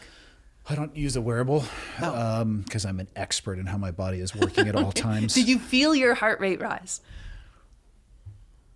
So it was a while ago, so I can't speak with 100% certainty, probably at times.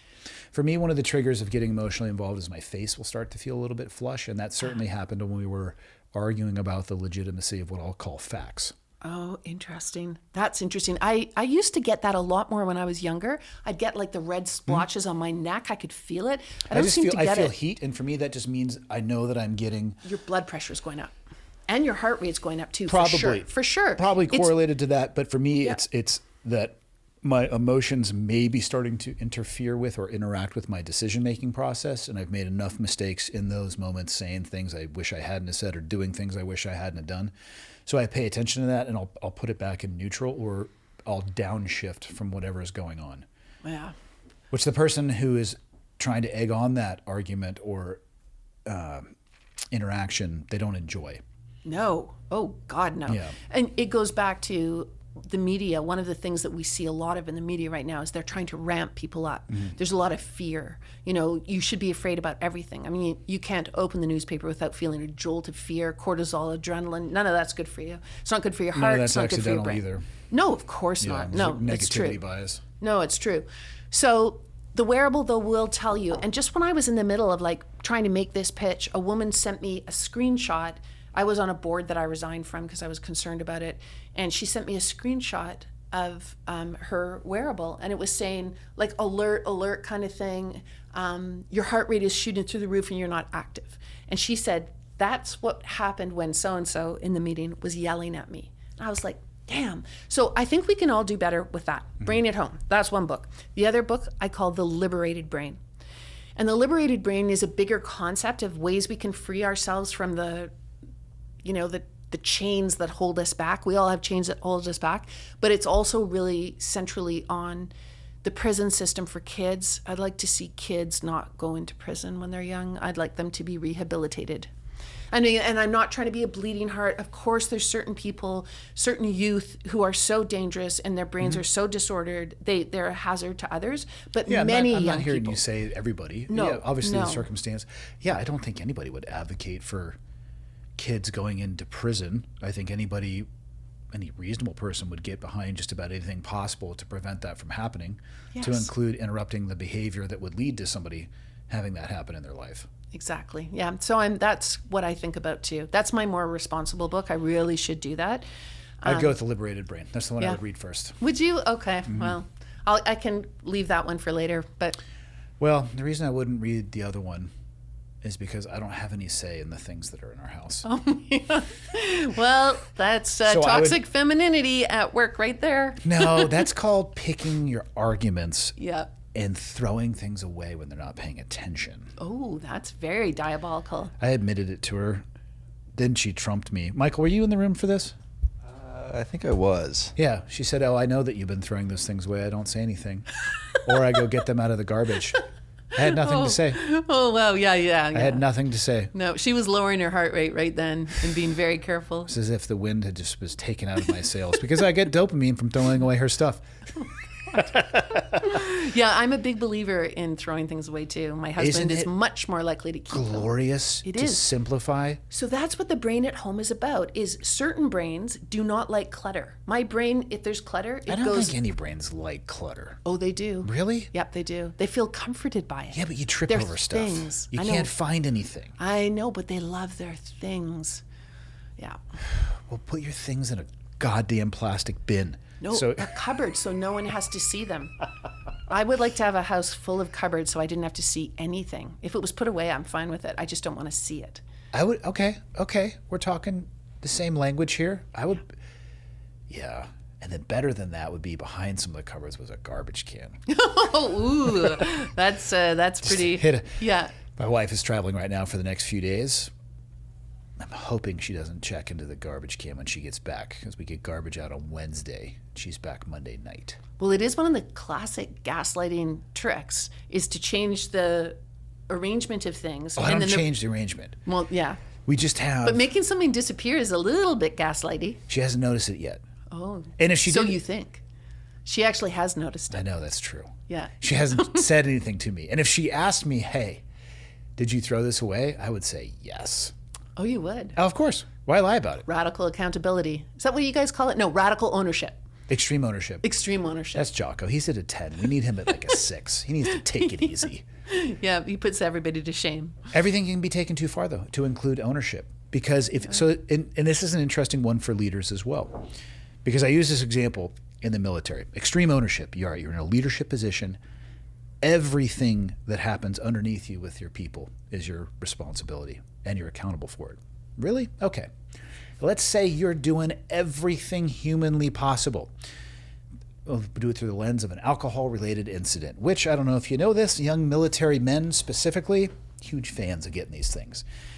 You have your safety muster on a Friday. You get the whole command in together. You get experts on addiction, on chemical and substance abuse, and they talk. And you have counselors there and just extolling the virtues of making responsible decisions. And a 21-year-old goes out and gets hammered and drives. Ooh. Is that really your fault? Yeah. At what level does the accountability need to go down to the individual? Because you can still do everything right. People still have agency. Now, if you're not doing everything that you could have, that's a separate conversation. But you can also destroy yourself by thinking that everything, to include every ounce of other people's behavior, is your responsibility and accountability. It doesn't work like that. And I also think you're not doing them a good service. Like if you look at your experience as a young person drinking and following along with the older heroic figures, what I loved in that story was the commander saying to you, if I told you to do that, would you follow me? And you said that was no. that was the first question that was posed to me at the oral interview, which of course they position in a horseshoe shape with all these senior members of the command you're applying to go to. You sit down, I swear it wasn't an elementary chair that had a flip down little desk section, and they're just peppering you. But that was the first question I got. And the first question wasn't actually that, it was, tell us about what happened in Tucson, which I was honest about, and I had talked with the psychologist or the shrink, whichever, because you did the psych assessment first and talked with them. This was the next day. I told him what had happened, what I had learned from it. And then the command master chief said, he was the one who posed that question. He said, yeah, okay, so now you come to the command, we're out, I'm getting out of control, I'm the same person that you described and all of those things, what do you do? And I'd answer him like, I don't care who you are. The right thing is the right thing, and that's what I'm going to do. Never have been questioned on that since. You see, that's the greatest lesson. And if he had somehow, or if the other guys had tried to take accountability for, we let him down the garden path, we did he was just a young guy, it's on us. No, they were very happy that they weren't being asked those questions. They threw you under the bus. No, they didn't throw me under the bus. I just managed to turn all the spotlights on me, and everybody else said, we're going to go over here. The thing is, though, you say that was the greatest lesson you could have ever learned, 100%. even though it hurt. It was painful. Yeah. And I mean, lessons are painful when you do that. But what a great guy. I still have the scar from the razor wire going over the fence on my hand. I like the police note being like, we loved that when you did that. They were like, see what that guy just did. Since the book came out, one of the bouncers emailed me. Oh, wow. He said, hey, I've been listening to your show for years. Did this happen at this bar, which I'll leave the name of the bar out of it, during this year? And I wrote back, I said, yeah, that was me. And he goes, you mean to tell me I've been listening to the same dipshit that we were involved in this incident with for years? Oh, God. And I said, yep, nice to meet you. Glad to hear things have been going well. And we had a little email exchange and we went back and forth. So yeah, it's I couldn't believe that email. Of course I'm going to open it. I arrested you in Arizona. Immediately click. And I went back and forth. There was a couple emails we exchanged back and forth, but yeah, I had to put that in there. I mean, it's a great lesson. Yeah. I mean, it's a really painful, but really I'm glad I learned it when I was young, because lesson. I know people who are at the tail end of their life who have never had that shift in how they think of themselves, and they are the victim of the world around them. Well, it's that horrible, I mean, the entire conversation we've had has been about, do you follow the leader? Following the leader is a very dangerous thing to do. And if you don't ever have that, like one of the things I talk about is line in the sand. And you kind of, if you don't have bad things happen to you or hard things or painful things, you don't ever really know about that line in the sand. But while I, as a kid, I couldn't save myself, I could not be the adult. I couldn't be a teacher, and I couldn't be a mother in particular who would let that happen to kids. Yep. That was my line in the sand.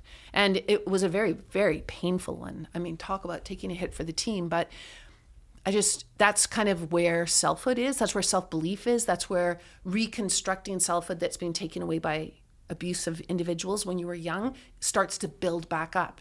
And Yeah. line in the sand. What else? You said you had questions about the book. What other questions did you have? Oh, I wanted to they weren't questions. They were more things I wanted to just talk about. No, they were things I wanted to talk about because it was good. She has notes, Michael. She has notes. I write about I don't know where this is prepared. going. Okay, well, this one goes back to what we were talking about, the idea that, for the poor leader, they're obsessed with the remembering self. They listen to the remembering self. They cancel out the experience of self so they can remain the hero of their own story. Mm-hmm. And you reverse that and you say that basically what you have to do is you have to be the author of your life. Mm-hmm. And you have to, it's whether it's drawing the line in the sand, whether it's not following the leader, no matter how prestigious and powerful and heroic they are, at a certain point, there has to be a place of selfhood where you make the decision based on, is this the right thing to do? or like, am I going to be a puppet and this is the puppet master, or do I have selfhood? Am I the author of my own life, and do I write it this way? Because it's about agency. And I think I specifically say this in there, you have no control over what happens to you in your life, but you have total and complete control over how you react to it. And that is something that you should never surrender to anybody. And that is essentially what I did in Tucson. Yeah. And I mean, as you write here, you said it truly changed who I am. Mm-hmm. And so I'm always struggling with, how do we define leadership, especially during a gaslit era? How do we define it? And I wrote down, based on what I learned from you, leadership is being able to refuse your leader's command. Self-leadership has to come first, or you can never be a true leader. Yeah. You have to. You can't follow blindly. And you know what's interesting with people in the dark tetrad, people who are, the Machiavellians and the narcissists and the psychopaths, they never have any accountability. They are never to be held accountable for anything. It's always someone else's fault. Yep. They always project and Perpetual reverse. victim. Yeah, They're perpetual victim. Yep. And that's one of the really good ways to identify them, actually, is that they cannot take responsibility for anything. They Yeah. never fail. They never make mistakes. You said here that we talked about this already. SOF leadership model can mask poor leaders. Oh, God, yes. So that's the mask of sanity, right? Yeah. The poor leader, like what I love to use are medical and neuroscientific terms. So I get people to step away from the good, bad, or the ethics and just go, is that person disordered? If they are, then they really shouldn't be in charge of people who are risking their lives. Just I wouldn't say simple. they're disordered. It's just people go into things with different motivations. And some people are more into it for themselves, and other they lack certain leadership characteristics, and other people have to pick up the slack for them. So, and those things, I guess, could be considered some sense of being disordered, though. From a brain science point of view, they would use words like dysfunctional, disordered. They have a disorder. They have eroded empathy.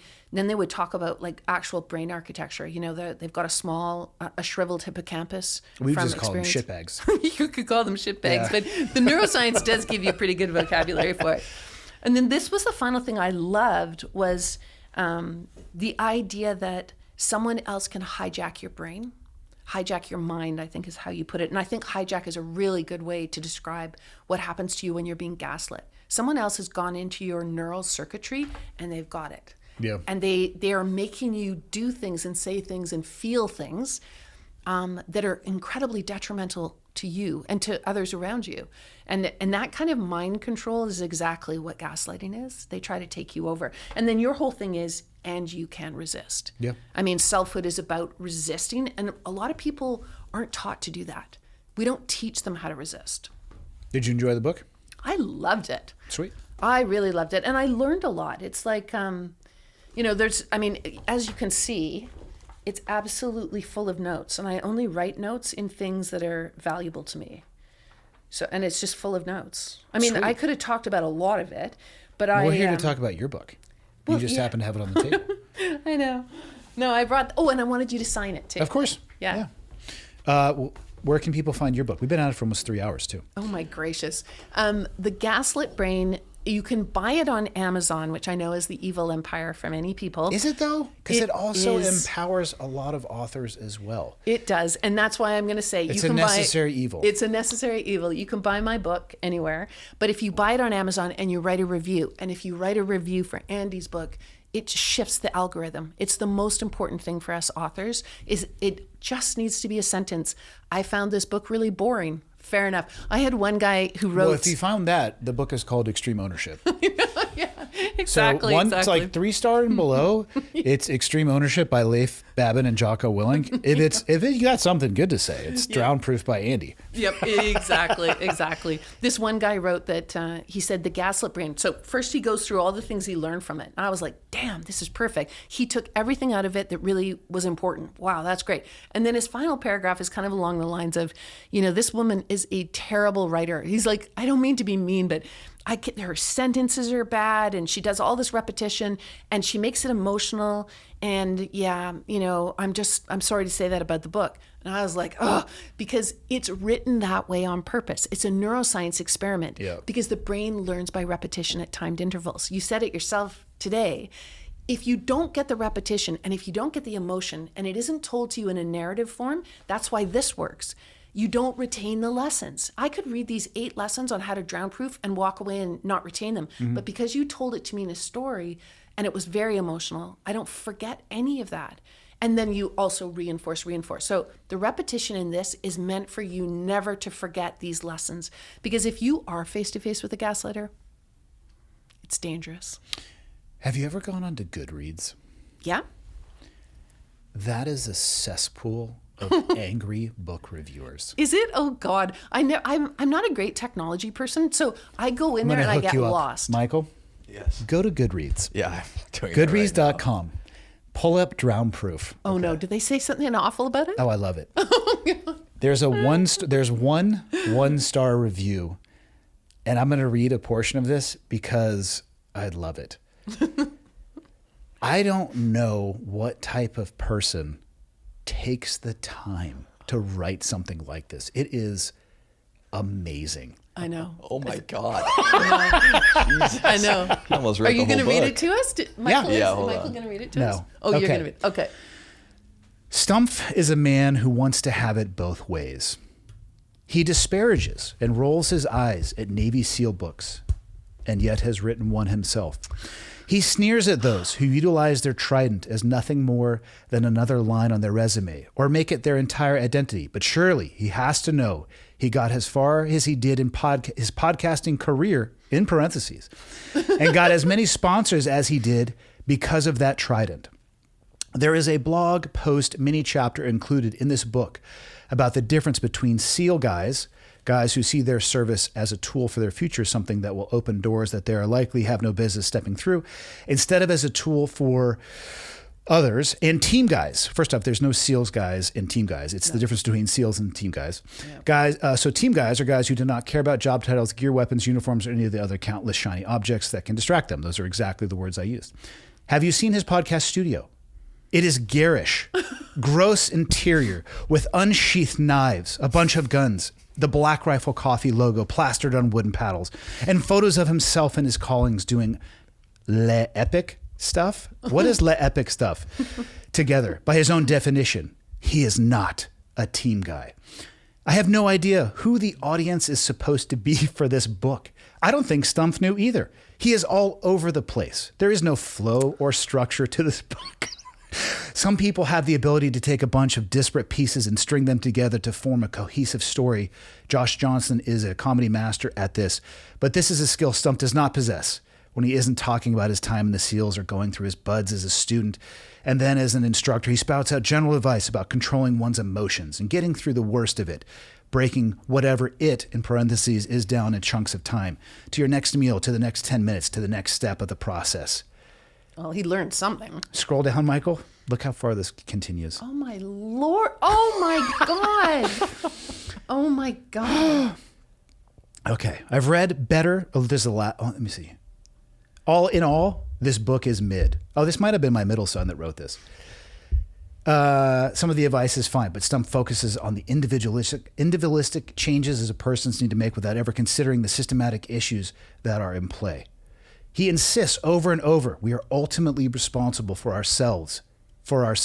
Why you wrote that twice, I don't know. Which I agree with, by and large.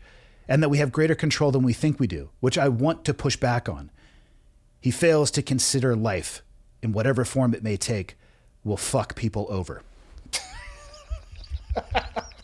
Wow. Last sentence. I hope you kept the receipt when you purchased this. Maybe the return window is still open. I love it. Wow. I love it. Do you know, can you fathom a healthy, well-functioning, well-adapted, enriched life person taking the time to write that? No, I cannot. Michael, you're welcome. Also, if I catch you writing a review like that again, it's going to be your ass. Just wait. One lady wrote, she gave me a 1-star on Bullied Brain, and she said, this book arrived in the mail, and she took a photograph of it. I was like, wow, she's dedicated. She took a photograph of it. She goes, this book arrived in the mail, and it was banged up, and kind of the cover was wrapped. How could you do that, Jennifer? Because you obviously personally packed I think it. she thinks I'm in the Amazon factory and didn't do a good job. It was like, wow. That's Goodreads for you right there. Yeah. Stand by. Yeah. No, I mean, people, the reviewers always love to do stuff like that. Yeah. Like when I did the Bullied brain, I read through the comments because I wanted to engage with people, and some of the comments were hilarious, by the by. Probably were bullies finding the comment section, which is ironic. Yeah. Well, they were actually really Yeah. good. Like one guy said something along the lines of, I don't know why she wants to rehabilitate people. I'd like to see, that guy doing all that bullying and abusing at the end of a 9mm. I was like, yeah, fair enough. I agree, but we should do the brain rehabilitation. Yeah. So I tried to engage and write with people and be like, I know what you're saying and I agree, but blah, blah. But one guy wrote, oh, as if he was trying to protect you or she was trying to protect you.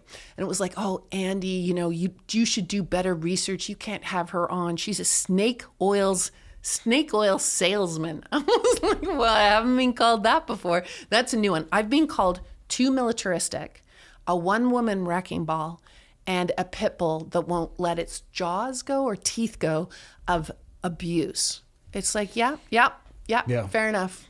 I can wear it. But snake oil salesman, I was like, yeah, no.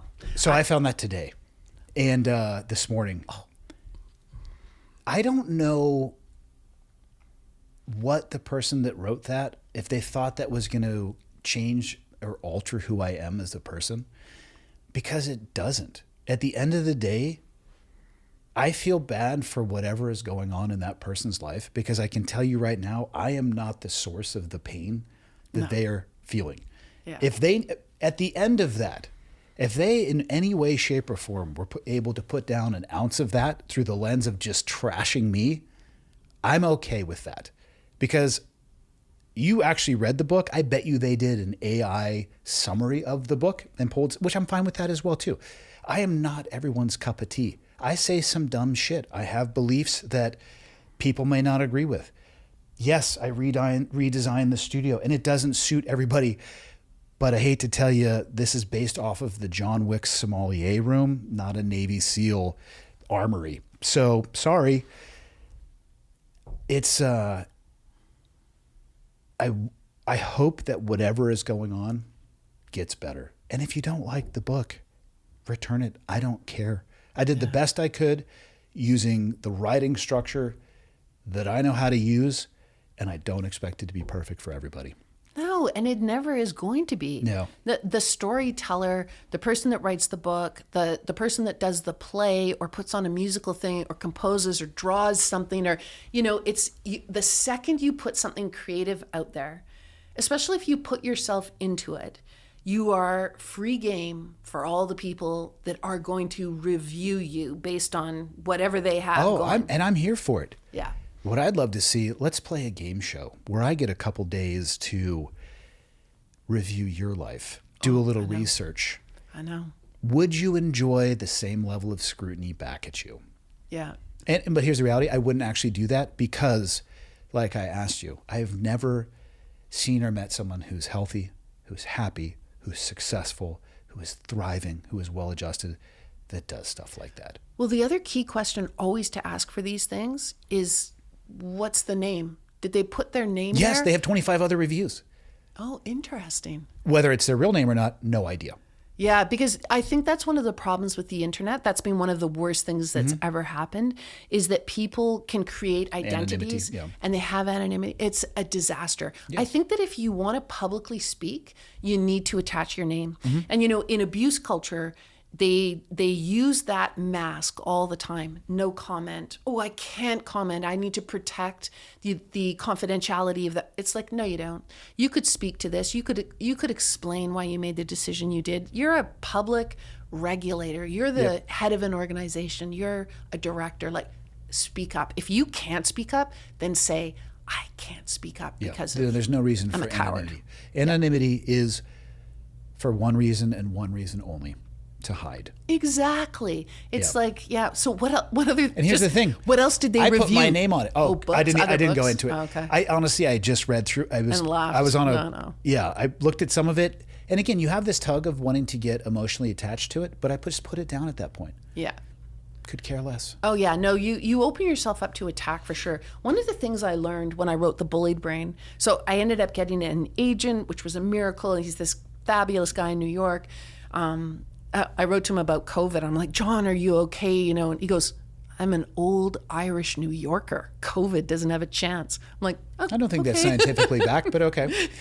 No, he never got sick. He's a really great guy. Yeah. But I wrote my first version of Bullied Brain and I sent it to him, and he's like, nobody wants to read this. He goes, they want to know you. They want to know your story. Mm-hmm. If you, and I had written this very academic book, which probably would have put everyone to sleep, but it was very hard for me. I don't know if you found, as a podcaster, you probably don't find it as hard, but with an academic training and plus being told I was stupid for 3 years in high school, I'm very introverted, shy, awkward, didn't want to put myself in. But he said, I'm not necessarily extroverted. I'm just used to what I do. Yeah. Yeah. Well, I think when you practice. So when I started teaching, I kind of put my ego to the side and started teaching and caring about the kids and just not worrying so much about myself. I was really in my own way. But, I rewrote the book, putting myself in and trying to say why it mattered to me.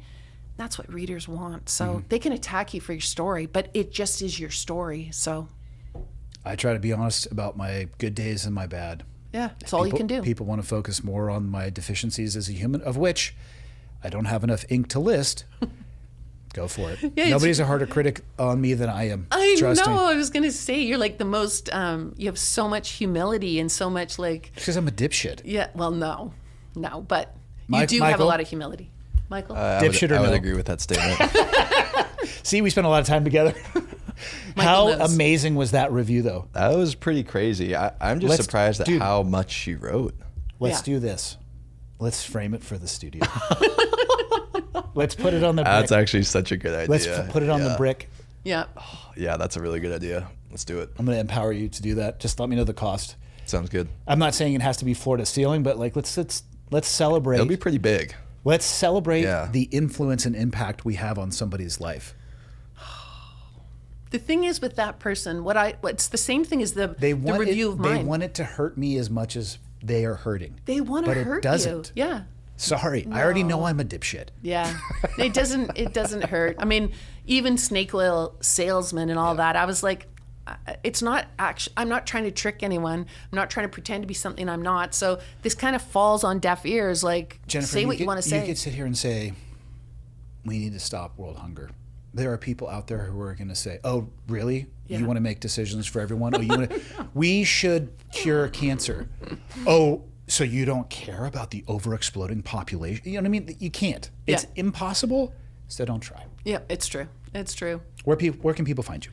It's on Amazon. If you write a review, like the one that Andy got, I'd really appreciate it because they don't care about the content. Oh, really? All they care about is that the algorithm cares about the number of reviews. Okay. So How many one is a sentence, good number of reviews? It's really hard to get people to review books, I find. And it doesn't have to be a I've review. never reviewed one, so I'm bad at it too. But you just need one sentence. Just tell the people that so I read it. So say to me, go and write a review. One sentence in stars. Just say that you Have think you reviewed it yet? I haven't. I know. Unbelievable. I'm sorry. I'm sorry. Unbelievable. The will. advice you are giving to I know. people. It's not what you say, it's what you do. I know. It's so bad. Busted. I've been exposed. But I will write a review. And but yeah, get people to write reviews when you talk to them because it does matter for the system. Content doesn't matter. Just did they write a sentence? Did It's they the take the engagement. time? Yeah, it's That's engagement. all that Yeah. matters. Yeah. God, which is so wild because that it doesn't weight good or bad. It just shows you what they care about. They care about things that are trending, not necessarily. It's way worse than that. People can buy reviews, right? Because it's anonymous. It's not like they're checking Michael, whether look or into not. this immediately. We're going to start a review farm. This is sometimes people write fabulous things, and rightly so. They get thousands of reviews, and that's great. But there's a lot of people in the book. I get a message every day trying to sell me on getting reviews. I do sell too. me on, I get a bunch now. It's book review clubs. I have spent $0 on any marketing for the book, and I won't. Yeah, it's not worth a penny. Any of that stuff. It's just the system and how they do things, and there's tons of that kind of stuff on Goodreads. Just ignore it. Just don't answer them. Frame it. Yeah, frame it. Make it part of the art. Do you have a website for yourself, or do you just point people towards the literature? No, my website is bulliedbrain.com. Okay. And people can reach out to me. I'm trying to build this whole idea. I call it clear-sighted leadership. So, or see clearly is kind of how I'm trying to think of the antidote. And I'm not locked into it. Like other people's opinions, I'd really appreciate if they want to say, look, you're missing this or that, or I think you're overstating this or that. That would be helpful. So yeah, it's bulliedbrain.com. Cool. I do lots of like workshops and speaking. I work in organizations, or I've done a bunch of government work on when there is an abuse culture that's starting to form, or they're worried about it, or it's taken hold. It's not impossible to take the brain science and really turn it around. So we have neuroplasticity. We can change our brains. Well, let me know when the third book comes out, or not the third. I know you've already done 5. The next book in the series of this comes out, and we'll circle the wagons again. That would be great. Thank you so much. Of course. Thank you.